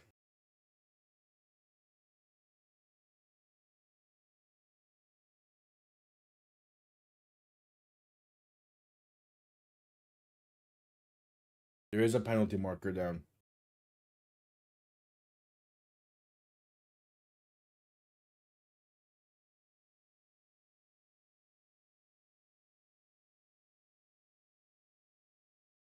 Blocking it back against the Jets. Gonna push him back a bit. I'll take him.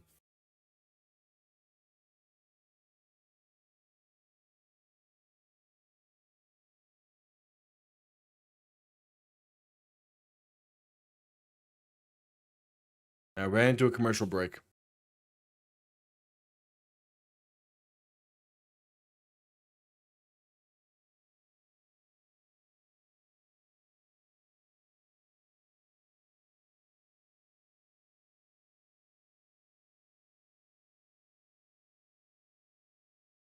Yeah, the plans to do all the playoffs. I don't obviously I don't plan on getting sick enough to be stuck in bed all day.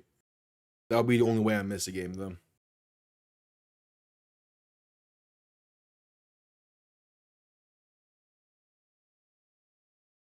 I mean, like the playoffs. The playoffs are where a few of the intro clips come from. I kind of need to get more of those. My Miami has not been up to the level I expected them to be this year, to where I can get a few clips from their games. So I'm gonna need to go digging in the off season for those.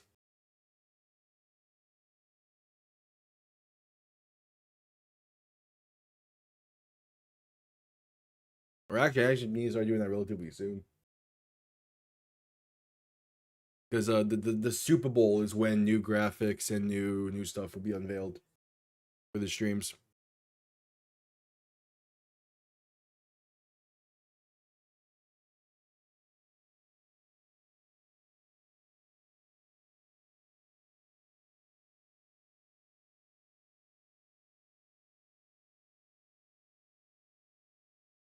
And it's still that commercial break.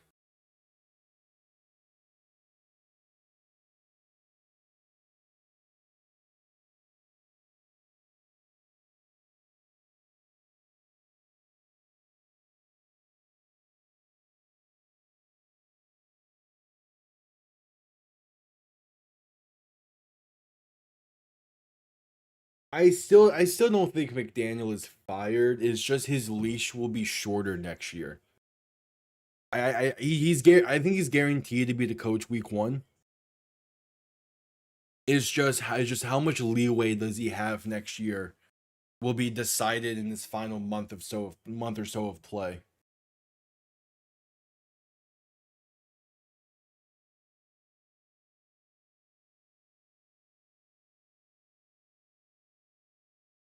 All right, 10:32 to play in the third quarter. The Jets ball on their own 27 after the block in the back penalty. Hook and shotgun back behind him too, receiving options to each side. Going to look to throw. Pass right side, wide open with space. First down and more.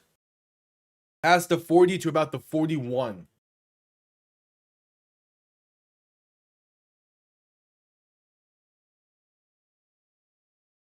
Yeah.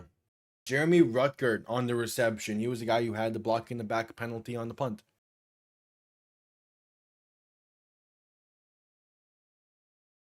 Tyrod Taylor doubtful with a groin injury, which means it's Brady Cook the rest of the way. Cook under center, back behind them. Two receiving options to each side. Play action looking to throw. Has time, pass right side, behind and incomplete. Looking for Mason Taylor, 2nd and 10. Oh, I'll be pissed if you blow this game. This would be a worse reaction than blowing the Panther game.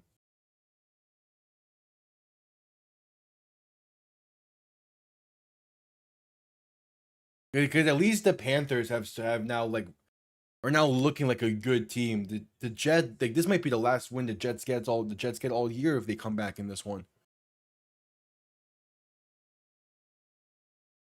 Cook and shotgun back to his left. Gonna hand this off up the middle for Breece Hall, and that's gonna be stood up at about the 42, maybe only a gain of a 1, half a yard or so. Yeah, they're playing with their food a bit. At least offensively, they're playing with their food a bit. The defense is still playing fantastic, so I'm not too worried about them. I'm more worried about the offense making a dumb mistake and giving the Jets ball in the plus territory. As long as you keep playing this field position battle with the Jets and you don't make mistakes on special teams, we should be able to win this game, no problem.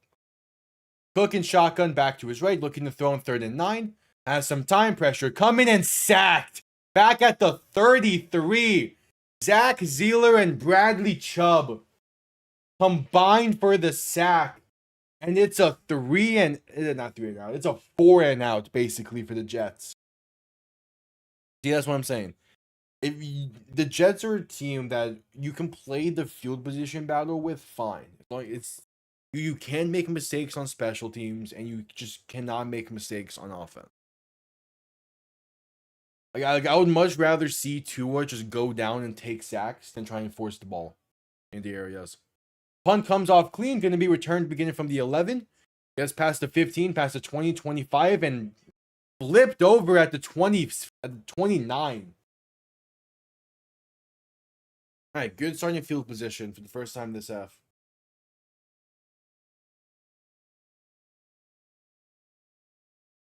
Yeah, the key thing is just don't turn the ball over.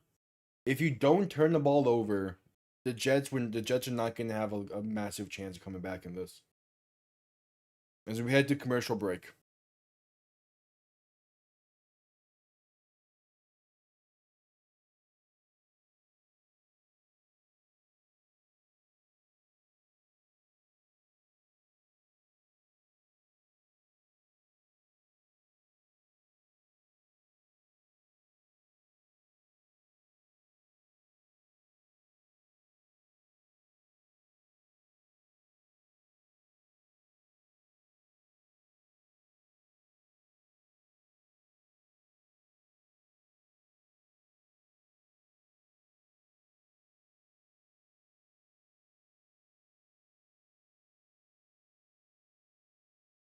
Yep, at commercial break.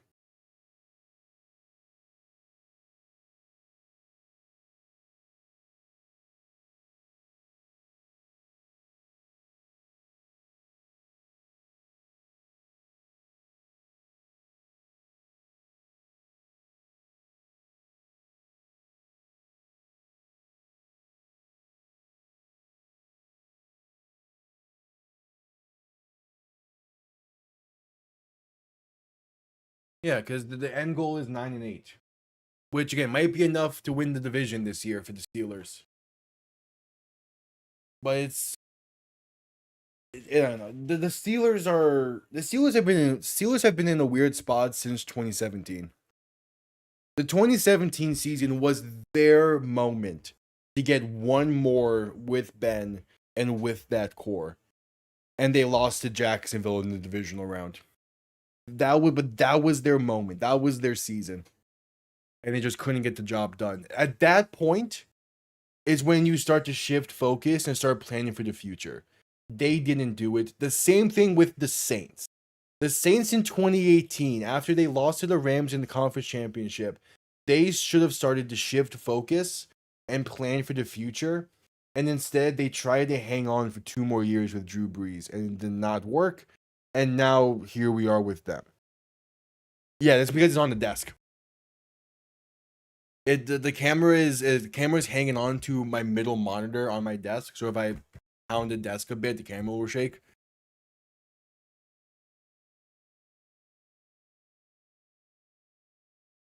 Tua in shotgun, back behind him, 2 tight ends in the backfield.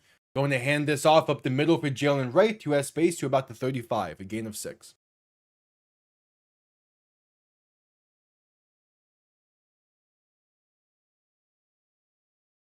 All right, 2nd and 4. Not a bad way to start this off.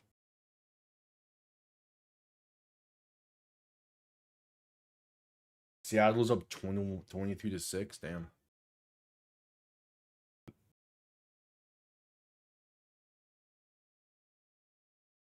All right, 2nd and 4.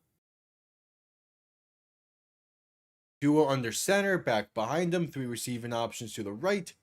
Heading in motion towards the backfield, toss up the middle is bobbled.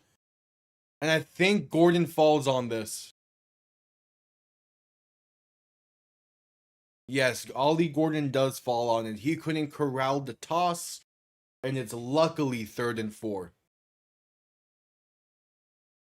Just goes right through his hands. You know, that's one that's purely on Gordon.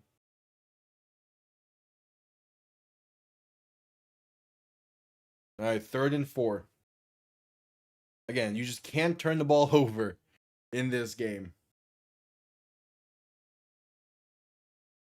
Tua in shotgun, back to his right, 2 receiving options to each side. Going to look to throw. Pass left side, has a man is caught. Waddle past the 40 to the 41. The first 3rd down conversion from other side today.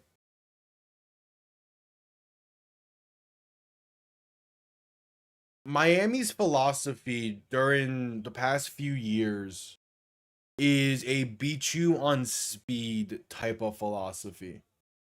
And it's a beat you on speed and get the ball out quick. So when teams don't fall for play actions, they'd say we're gonna force you to run the ball. Miami has not been a team that likes to run the ball a lot. They have changed that this year a bit. But really good teams are confident in their D linemen to only send 4 to stop the run. So they dropped the linebackers back into coverage. They pressed more. Example, the worst teams don't have as good as defensive lines. And then that's what beat Miami a lot. Give up the middle to Jalen Wright's going to get about 7, so 2nd and 3.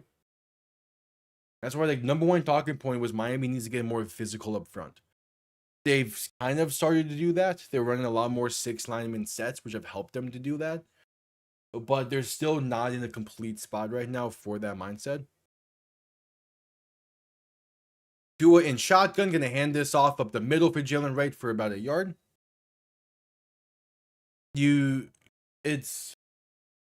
need to bring in both veterans and younger players that can be shifted and molded to that mindset. Because yes, part of it is a philosophy of change for the offense, which you can just call different plays for that. It's also how you practice in the off season. It's also how you mentally prepare for games. So it's a new GM comes in and he starts to find guys that are able to play that physical style and stay healthy. Miami's health has also been a big issue the past few years. Do a handoff up the middle, and that's enough for the 1st down for Jalen Wright up to about the 45. Oh yeah, Commanders fans are going through it right now. I saw that Zach Ertz got hurt earlier.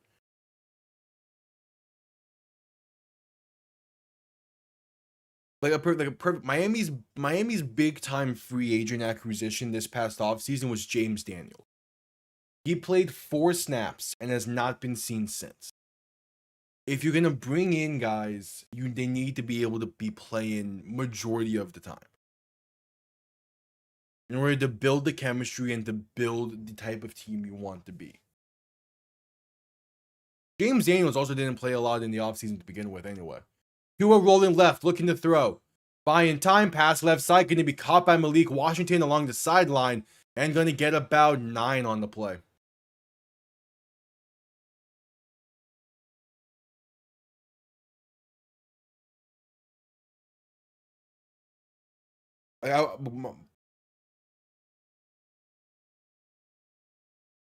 Oh, James Cook fumbled on the goal line.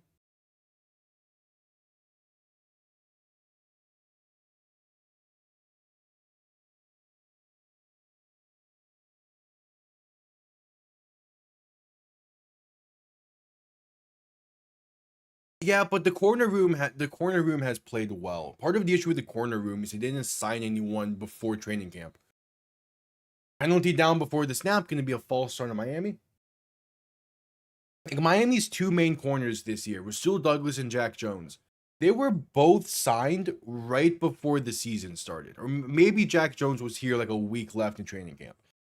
But they were both signed very late into the offseason, so they didn't have time to learn the defense and to build a chemistry with the other guys on that unit. Now that we're 3 months into the season, they have built that chemistry. They've built confidence in their knowledge of the defense, and they're playing really well. Both of them have made massive plays in the past few weeks to get Miami big time wins. That's where I would like to see both of them back next year, just so they have a full offseason. Tua pass right side, going to be incomplete. Looking for Jalen Wright in the flat. 3rd and 6 coming up.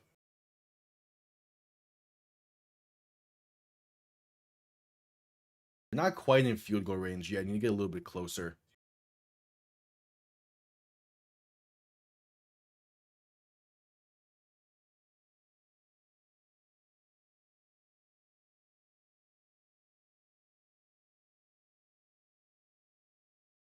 You figure out guys that are willing to. You figure out what the roles will be. Miami has a decent bit of corners, but most of them are depth corners that you might be able to sneak onto the roster and the practice squad. Tua rolling left, looking to throw. Buying time, going to be incomplete. Penalty marker down will be a holding against Miami. Because Haterco, who's going to be back, he's your go-to nickel corner. You have Douglas and Jones, who are free agents in the offseason. So if they come back, that's how you get to about 7 total. Because a lot of the guys Miami has out would have been practice squad guys if not for injuries.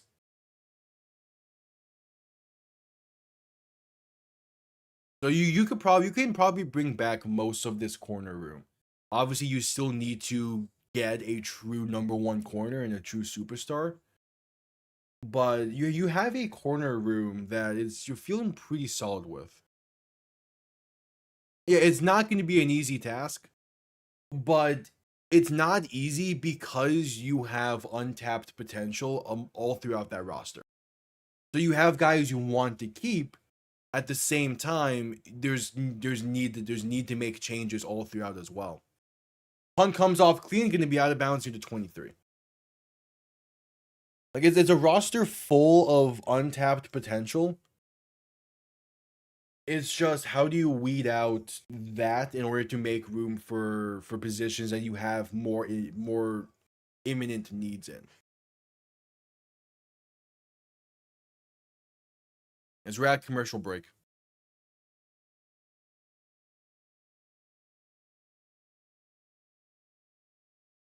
Like I've been saying this since the deadline. I wouldn't be shocked if they run back a lot of this roster for next year.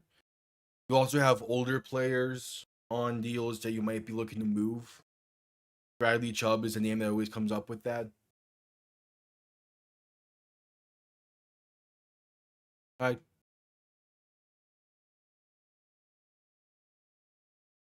They're at commercial break.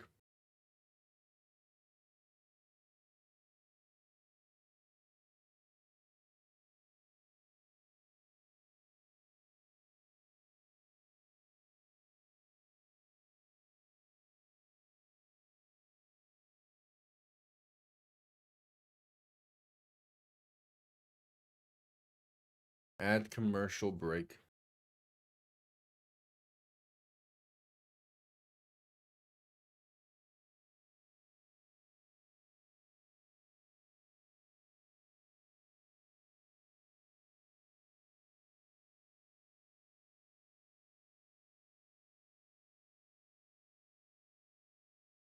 Yeah, I'm showing Deshaun Watson having returned to practice.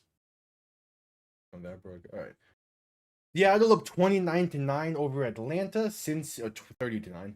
Cincy up 21-18 over Buffalo.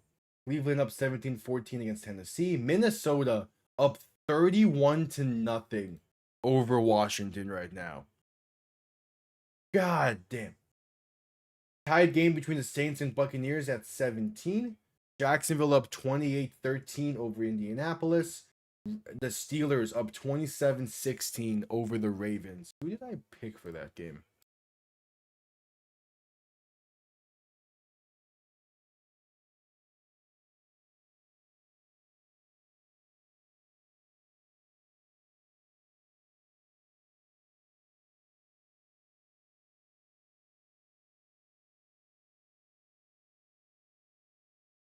As we're just getting back from commercial break.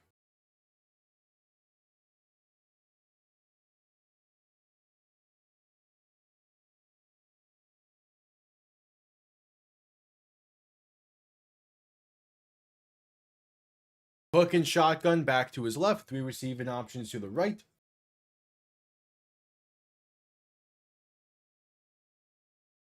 Quick throw right side caught by Michi. Going to be met in the backfield for a loss of 3. Back to the 20.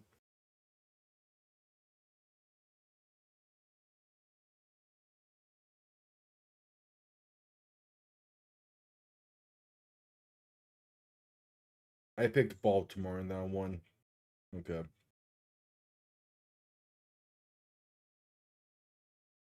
Second and 13 coming up.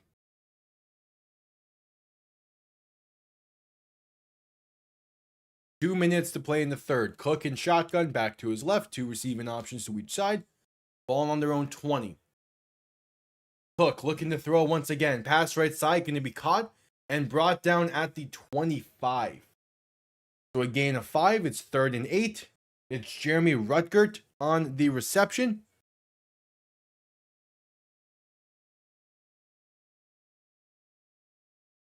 And yes, Miami has three rookie D tackles on that defensive line. And all of them have been playing pretty well this season. Not like the immediate impact you would expect out of like a Kenneth Grant. But yeah, he's playing some solid football. It's just unfortunately it's coming in a weird season. Cook and shotgun back to his right, looking to throw in 3rd and 8. Pressure coming, pass over the middle is incomplete. Looking for Adonai Mitchell, and it is Rasul Douglas forcing the ball loose. The Jets go 3 and out. And this Miami defense, yes, they have not been playing a lot of really quality teams over the past 6 weeks or 5-6 games in this win streak that they're on. But they're still playing really good football.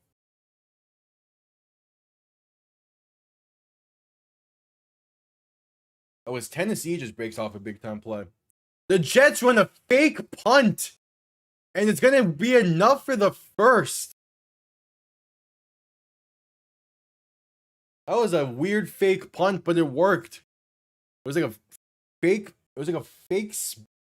spread option, a fake speed option there.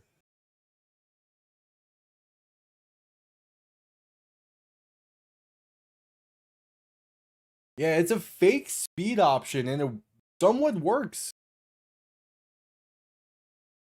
It gets the first. Hey, that's a unique fake punt. That is a unique fake punt. I'm shocked the Lions didn't run that first. Hook and shotgun back to his right. 2 receiving options to each side. Ball now on their own 44. Cook going to keep it himself right side. Pass to Mason Taylor is caught with space. Pass to 45 and down to the 41.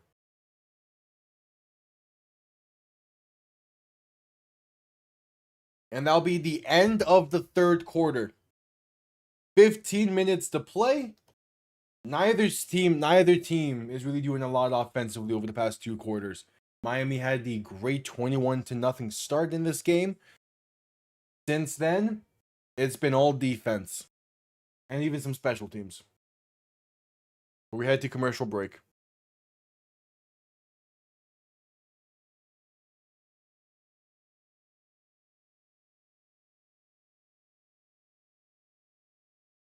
Oh, Tony Pollard untouched for 26 yards, and Tennessee retakes the lead.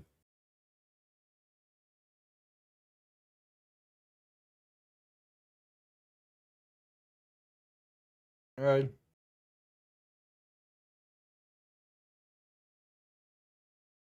At commercial break.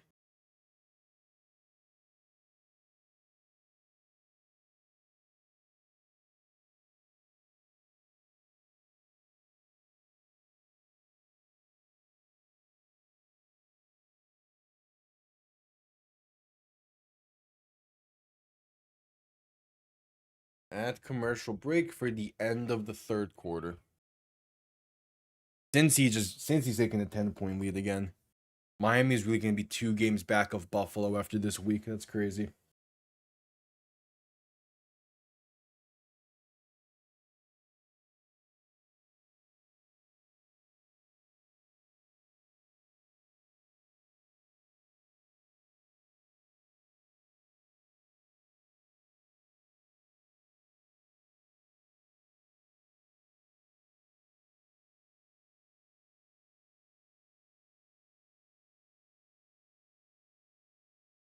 All right, at commercial break.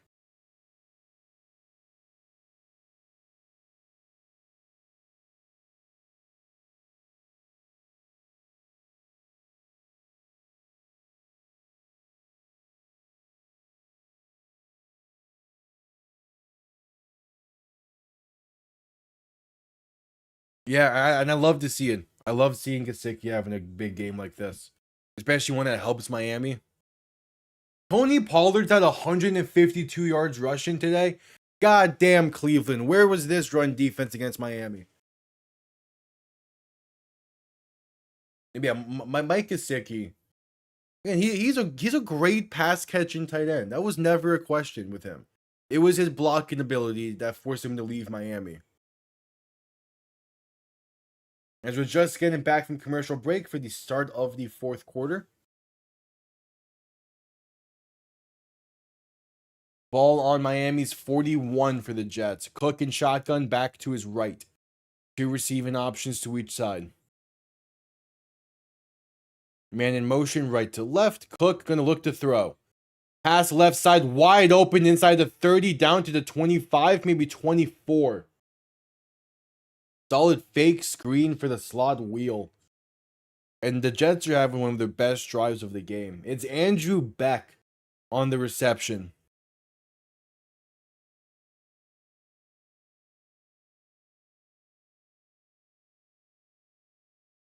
I mean, Miami's offense is going to need at least one more drive that ends in points. There was never a doubt. Cook under center, back and fullback behind him. Ball now on the plus 24-yard line. Cook, toss right side. Gonna be met behind the line for a loss of 3. Brees Hall on the carry. This Miami run defense playing really well. Visually, we'll need a loss of 2.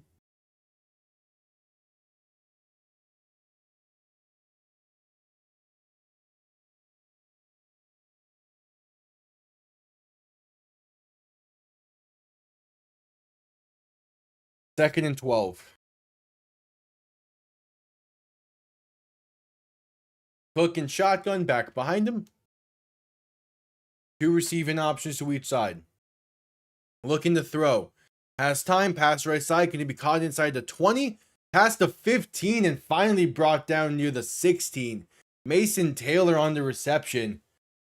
Seemingly close to forcing a fumble there, but couldn't quite. First and 10 from the 12 coming up.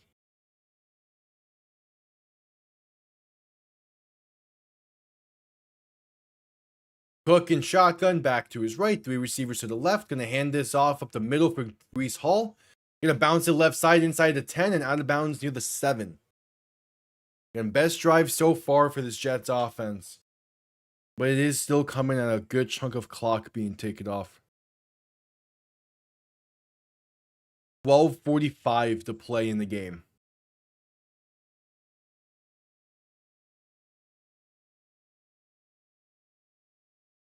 Second and 4 coming up.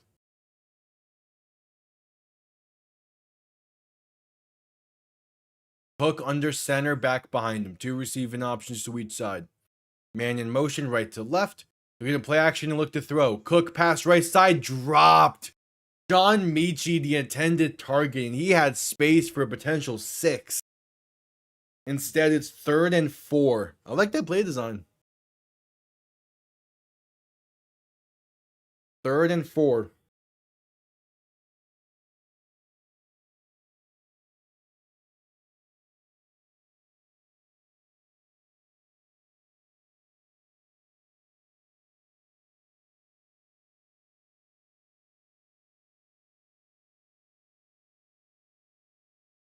All right, Cook and shotgun back to his right. 2 receiving options to each side. 3rd and 4.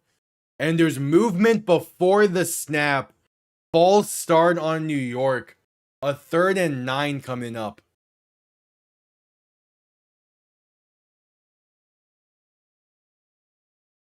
Hey, it's Armand and Bao. Remember. Oh, Allen takes it himself with space. Josh Allen. How is Josh Allen untouched for 40 yards? That's crazy. Cook and shotgun back to his right. 2 receiving options to each side. 3rd and 9 from the 13. The 3-yard line gets you a first down. Cook looking to throw. Has time. Pass left side. Going to be incomplete. Looking for Brees Hall.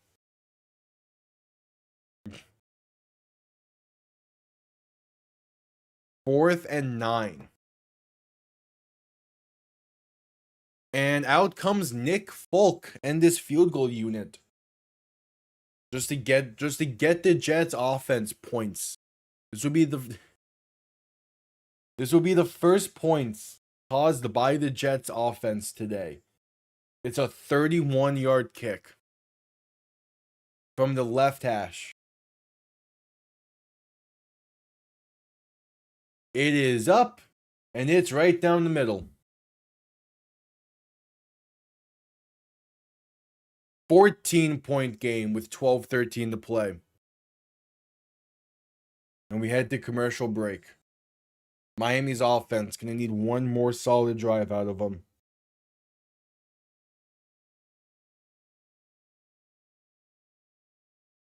At commercial break.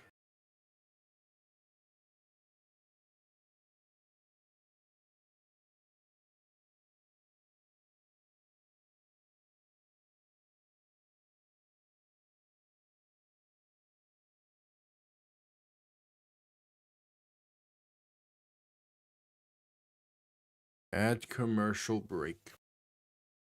Oh, there's a Cleveland Browns still to get up.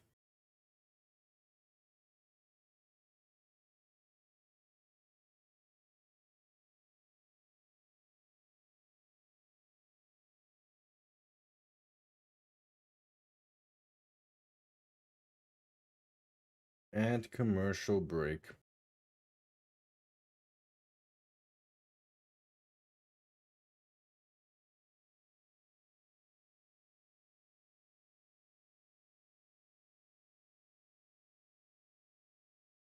Jacksonville's up 31-13. Jeez, I mean, even with Daniel Jones, if he didn't get hurt, I don't think the Colts would have stood much of a chance because he was playing at like 70% anyway.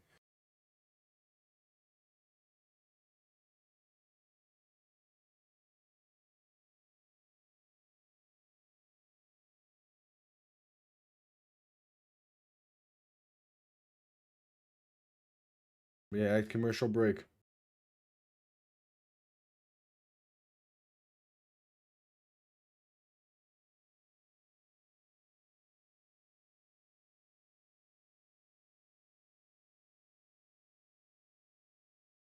And commercial break. Got about 12-13 remaining in the game.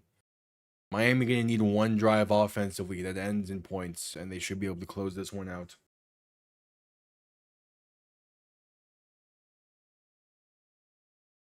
All right, just getting back from commercial break. As Jacksonville just intercepted the pass. That's crazy.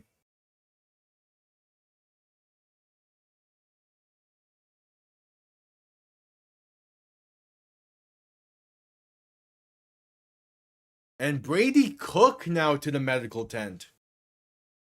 Who's their emergency third string?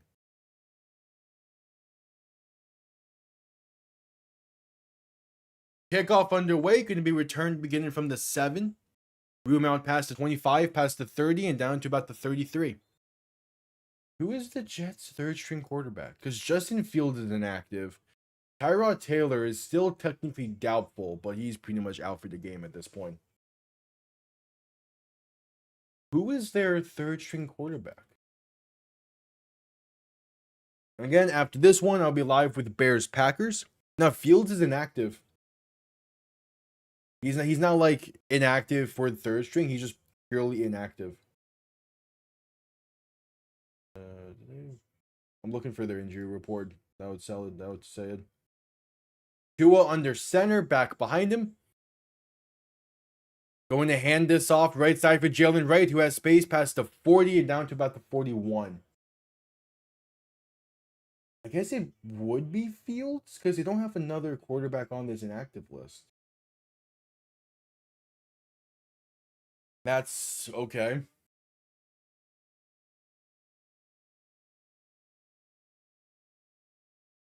I guess we'll wait and see if we'll wait and see depending on the injury to Brady Cook. Tua in shotgun, back behind him, 2 receiving options to each side. Man in motion right to left. 2nd and 3, going to hand this off up the middle, and there's room for Jalen Wright past the 45. Still fighting his way to about the 49.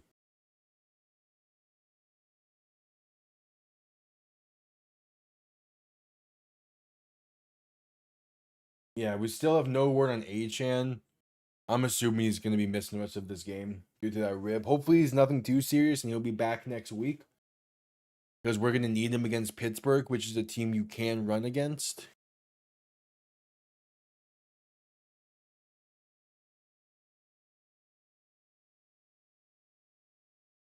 All right, 1st and 10, 10:50 to play in the game. Tua in shotgun, back to his left, 3 receiving options to the left as well. Ball on their own 49-yard line. Man in motion left to right. Tua going to hand this off to Jalen Wright up the middle, who breaks off 1 tackle and has space. Should be enough for a first down near the plus 41, maybe the plus 40. And yep, another fresh set of downs for Miami.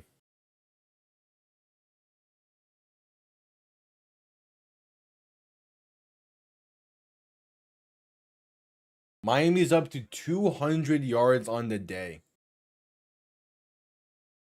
And yet Achane still with that big coat over him. I think it's also Miami's playing it safe with Achane because they had a big lead when he got hurt and they've been in control of this game. To a handoff up the middle for Jalen Wright, who has space past the 30 and down to the 29. Yeah, Christian Benford, pick 6 for Buffalo. And that's a massive momentum switch in that game.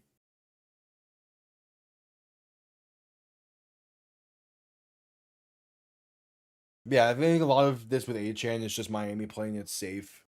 Because they had a big lead and they knew they were going to be running the ball a lot. They don't want they don't want his injury to be worse than it already is. And hopefully he'll be back next week for Pittsburgh. Tua under center, back and fullback behind him. Ball on the plus 30. Going to hand this off left side for Ollie Gordon, who's going to get about a yard. Come on, Cincy.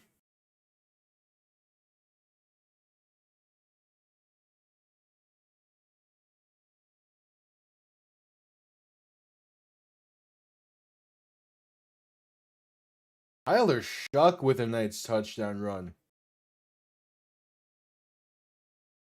All right, now with Tyler Shuck seemingly playing well, you're gonna have the first three teams not need a quarterback probably. Tua looking to throw, quick pass left side, caught by Waddle with space, pass to 20 and down to the 17.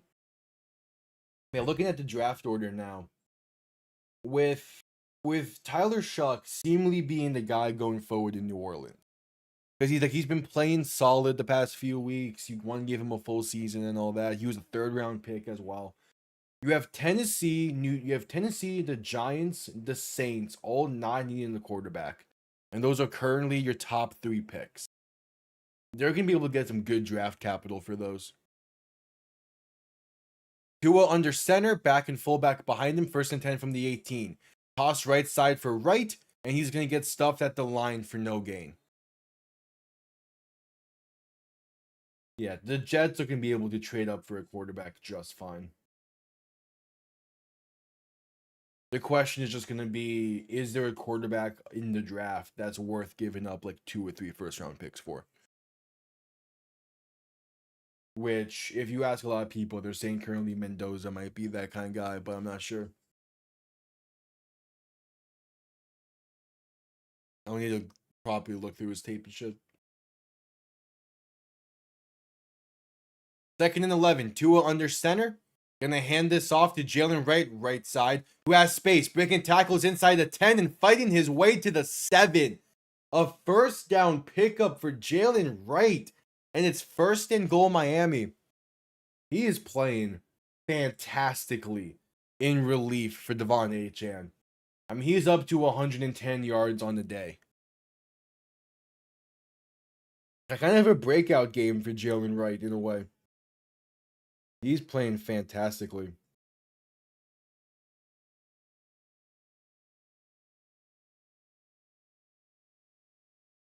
All right, 1st and goal in a very run heavy drive. Tua in shotgun, back behind him. Going to hand this off up the middle for Gordon, who's going to get inside the 5 and fighting his way. The 2nd effort, is he in? He is. Touchdown Miami. Ollie Gordon with the pile push. And Miami is back up by 20, potentially 21. And that might be the icing. Patrick Paul with a great push. Austin Jackson gets in there as well, with just great pushes to get him over the plane. And that was a very run-heavy drive. I mean, that was a 9-play drive, with 8 of those plays being on the ground. And I love to see that. Like, committed to the run. Extra point up and good. 21-point lead for Miami.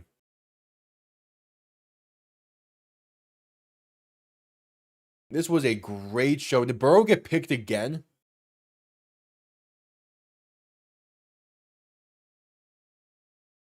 Oh my, Burrow got picked again.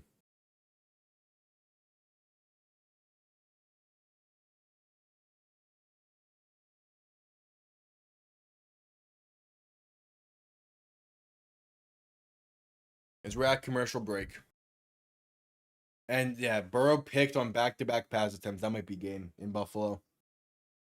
Damn, Cincy, come on. That's fine. I was not expecting Buffalo to be the team Miami jumps in the playoff spots.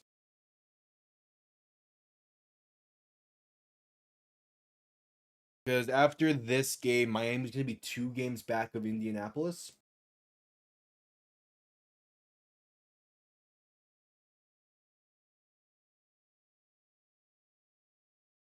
Yeah, they're going to be 2 games back of Indianapolis. A game, potentially a game back of Indianapolis, potentially a game back of Houston. 2 games back of Indy. Yeah, it's going to be a tough road, but there's still a path for Miami. They're going to need some help, though, obviously. Bottom line is they need to win out. Or at least, yeah, win out, basically.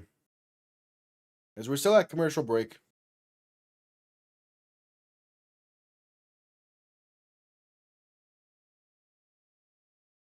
At commercial break.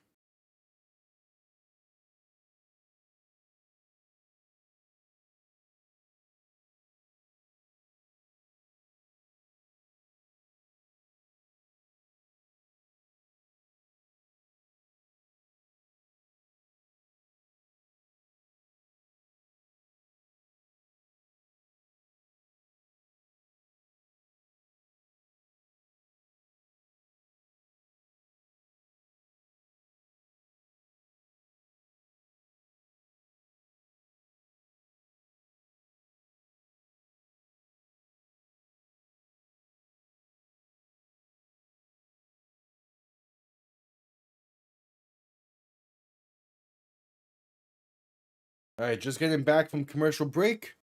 7-yard touchdown run from Ollie Gordon puts Miami up 21 with 6:18 to play in the game. All right, waiting for this one to finish up. Again, I'll be live with Bears Packers as well at 4:25. Kickoff underway. Going to be returned beginning from the 2. Base up past the 20, 25, past the 30, and brought down near the 35, maybe 36. As Tennessee just got a big turnover against Cleveland.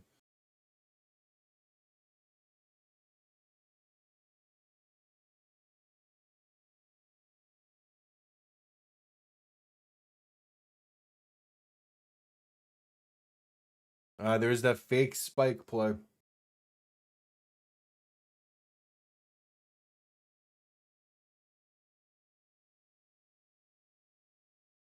All right, 1st and 10 for New York. Hook and shotgun back to his right, looking to throw. Pass right side, incomplete. Achane is still technically questionable with a rib injury. He might as well be out for the game, though. Miami up with how this game is at right now.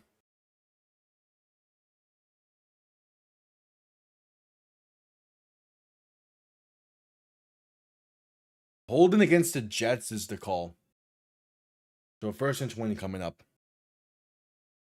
Yeah, the more Achane got banged up in the second quarter, and he's been on the sideline since, not technically ruled out. I think it's a case where if this game was closer, we could be seeing Achane getting some snaps offensively. But because Miami has been in such control of this game, they don't want to risk it when they don't need to. They're playing it safe with it, and I'm fine with that. Because Achane is that big of a part to this offense. As Jacksonville about to get a safety here, that's intentional grounding against Riley Leonard. Cook and shotgun back to his left, 2 receivers to each side. 1st and 20, looking to throw. Has time, pass right side, gonna be caught for about 18. It's John Mechie down to the 44-yard line. All right. Brady Cook has looked solid in relief. He has not looked great, but he for being the Jets' 3rd-string quarterback, he's playing fine. Looking to throw in 2nd and 2. Pressure coming, escapes up the middle, gonna dive forward for a loss of 1. Okay, maybe gets to the line. But either way, it's 3rd and short coming up. They're going hurry up. Cook and shotgun back to his right. 3 receivers to the left. 3rd and 2 from the 44. Cook looking to throw.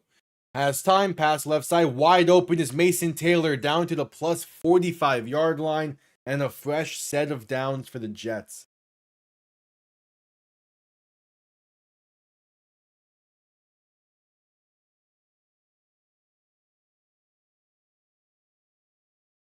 Oof. I just got sent the Zach Ertz injury. Yeah, I know he got hurt earlier, but didn't actually see what caused it. Damn, that's a big hit. Cook looking to throw in 1st and 10. Pressure coming, escaping to his left. Makes one man miss and has room. Gonna be out of bounds near the line of scrimmage. So 2nd and 10 coming up. And yeah, Tennessee now up by 11 over Cleveland. And Buffalo is just about to go up by 11 over the Bengals. With 3 minutes to play. Jeez.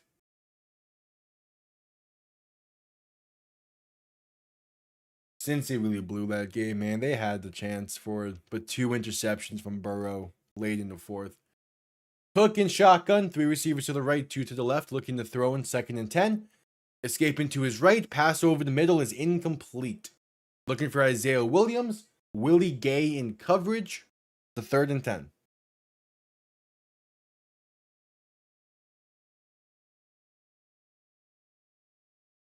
4:40 to play in the game.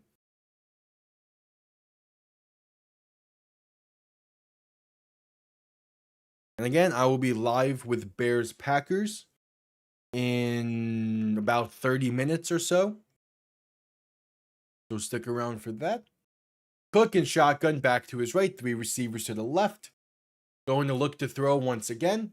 Pressure coming, escaping to his left, buying time. Passing left side is off the mark and incomplete.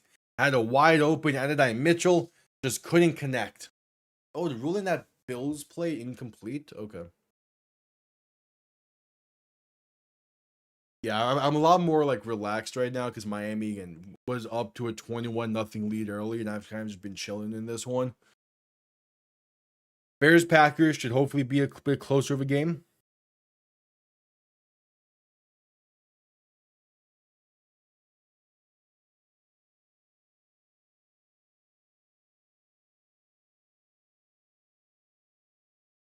All right, Cook in shotgun, back to his right, 2 receiving options on each side, looking to throw. Pressure coming quick, escapes to his left. Still looking and sacked. Back at the 42. Chop Robinson, one of 2 Dolphins in there. The other was Melifonwu, the safety off the blitz. And it's a 4th and long for the Jets with 4.5 to play in the game. Yeah, Melifonwu. He got instant pressure. Cook made him miss, but he kept with it. And he's going to get the main credit for that sack.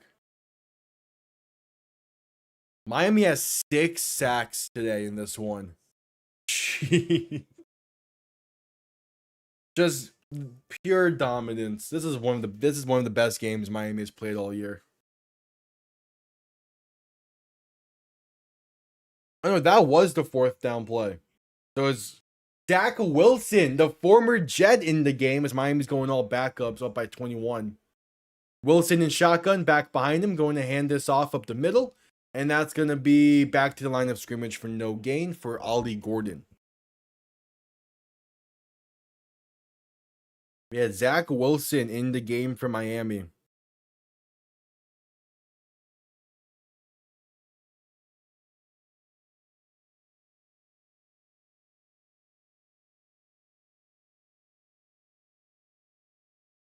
So 2nd and 11.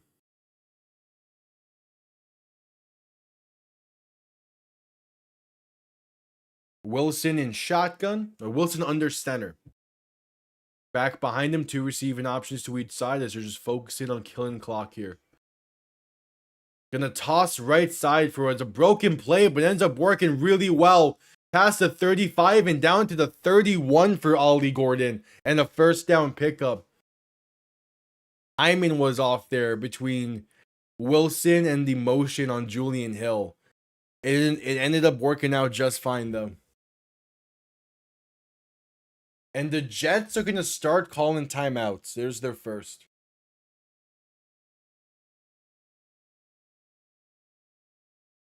With 3:32 to play.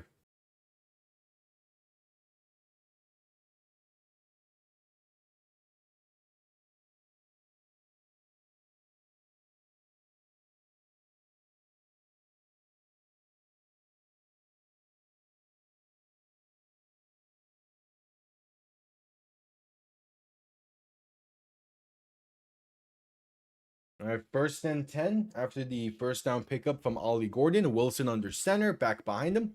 3 receiving options to the right, ball on the plus 31-yard line. Gonna hand this off once again left side for a loss of about 1. And the Jets will call their second timeout.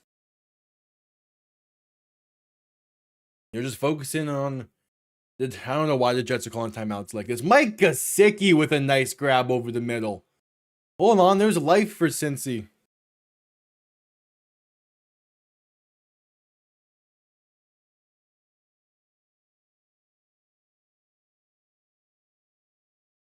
Second and 11, 3:28 to play in the game. Jets just called their second timeout.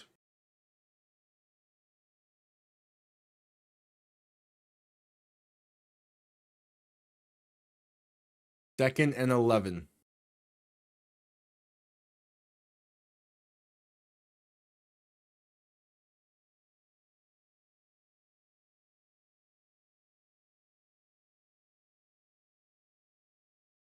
Yeah, I was worried entering this game because of just the history Miami has with some weird matchups like this, but they went out here and straight dominated. It was great. Wilson in shotgun, back behind him, gonna hand this off left side for Gordon once again. And that's Jalen Wright on the carry, gonna get past the 30 to about the 29. Making it a 3rd and 9, 3rd and 8 coming up. Notre Dame is declining any bowl invite. Their season is done.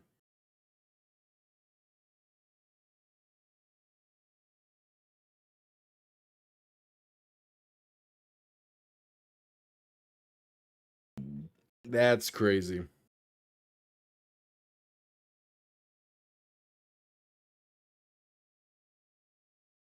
right, Jets also called their final timeout.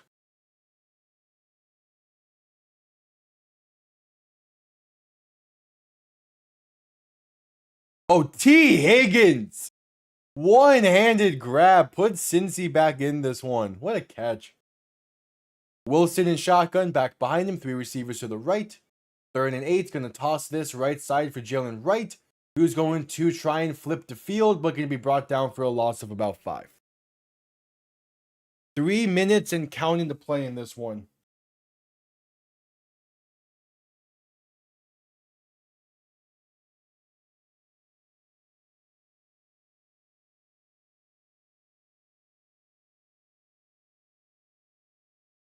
Fourth and 14.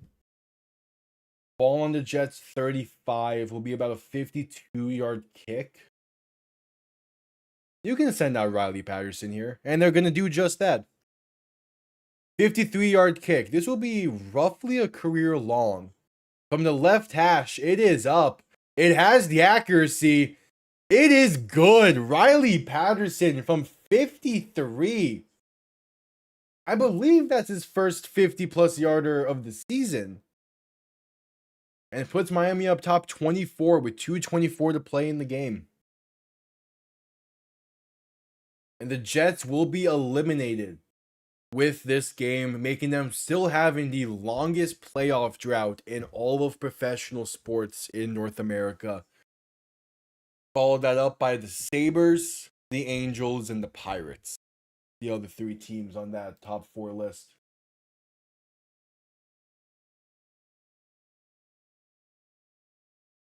Just more and more issues for the Jets. Again, I don't know what the fix is for them.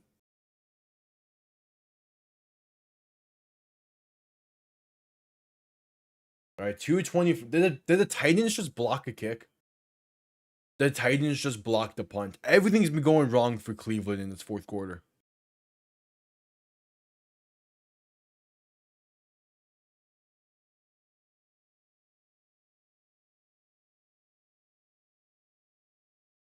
All right, kickoff underway.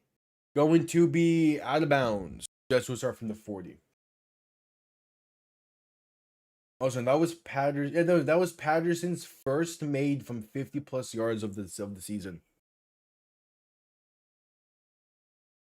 Hell yeah, man. Yeah, he had 1 attempt against the Chargers, which I think that would have been a game-deciding kick, but whatever. What's his career long? Career long of 53. He tied his career along with that kick, and he had room on that as well. He could have that would have been good from like 57.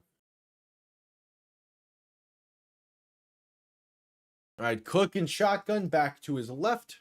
Two receivers to each side. First and 10. Going to look to throw. Pass over the middle. Pass right side is incomplete. Big hits force the ball loose. Ashton Davis. Ashton Davis and Dante Trader combine for the pass breakup. And it's 2nd and 10. And yeah, that's looking for Stone Smart. And he gets his shit rocked with no really better way to phrase that. He's going to be heading to the sideline afterwards.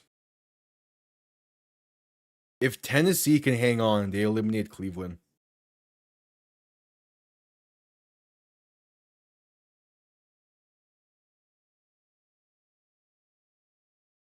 Second and 10.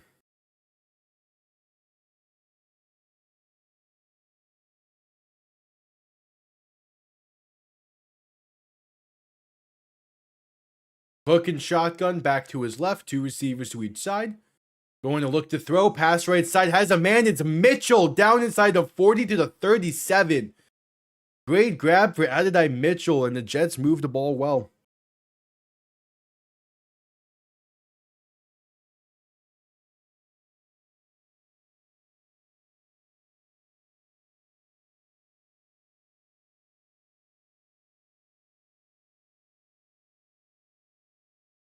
First and 10 after that.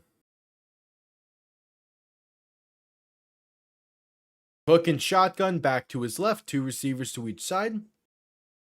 2:13 to play in the game. Cook looking to throw. Pressure coming. Pass left side. Wide open is John Michie. Past the 30 and down to about the 27. Just shy of the first down marker. That brings us to the 2-minute warning.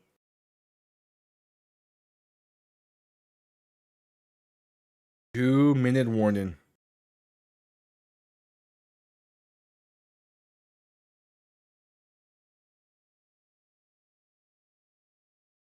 Two minutes.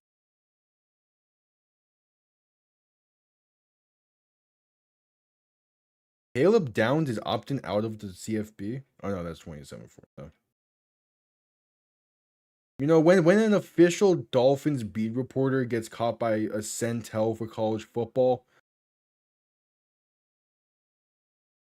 that's crazy.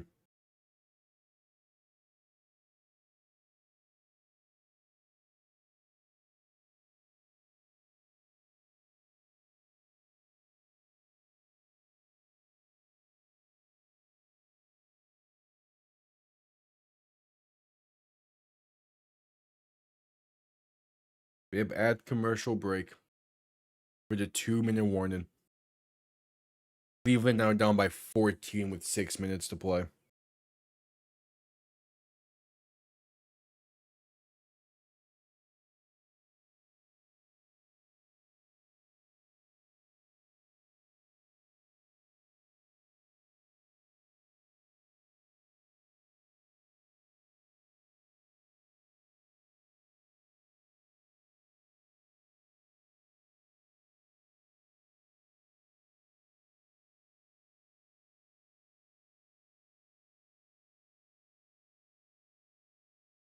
Yep, ad commercial break.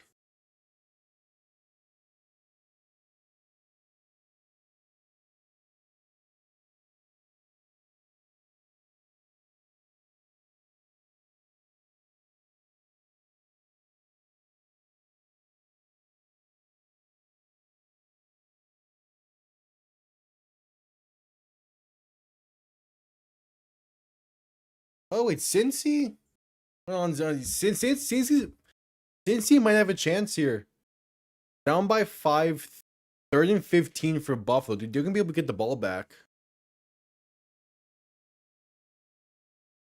If they make the stock pick, they get the ball back. Hold on, Cincy has a real chance. Yeah, again, I'll be live for Bears Packers. So as soon as this game ends, I'm gonna schedule that stream and get things ready for it.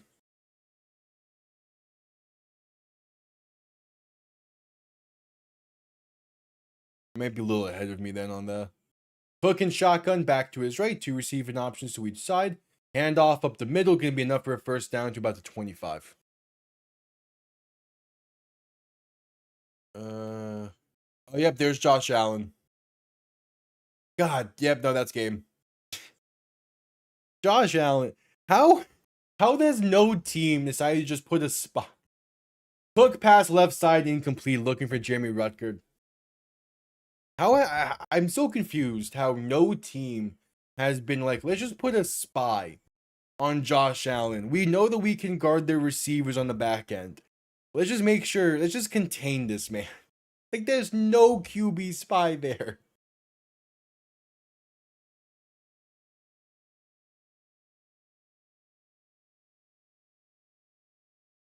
All right, 2nd and 10. Cook and shotgun back to his right. 2 receivers to each side. Going to look to throw. Pass over the middle is low and gonna say caught inside the 10 to the 9. As there is a Cleveland player that is slow to get up. I'm taking a massive hit. That did not look good. Cook and shotgun back to his left. 3 receiving options to the right. 1st and goal from the 9-yard line. Looking to throw. Pass left side. It is intercepted in the end zone. Ethan Bonner calls game. That will do it. Miami's 3rd interception of the day. And Ethan Bonner with a one-handed pick to call game.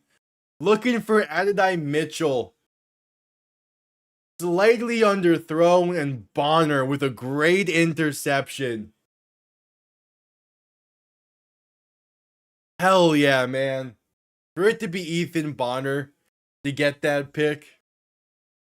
All right, all Miami needs to do is kneel this one out.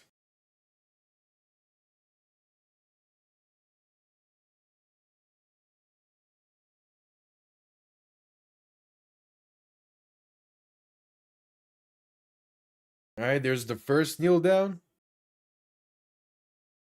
Zach Wilson with the kneel down. One more is needed. What a game for this Miami team. This was it wasn't pretty all around. Like I would still like to see more from the passing game. But I mean, you don't need to pass the ball a lot when you get 240 yards on the ground before the kneel downs. As there's the final kneel down, your final, the Dolphins win 34-10 in dominant fashion over the New York Jets. Where if it wasn't for special teams, this would be a 34-3 finish to a point.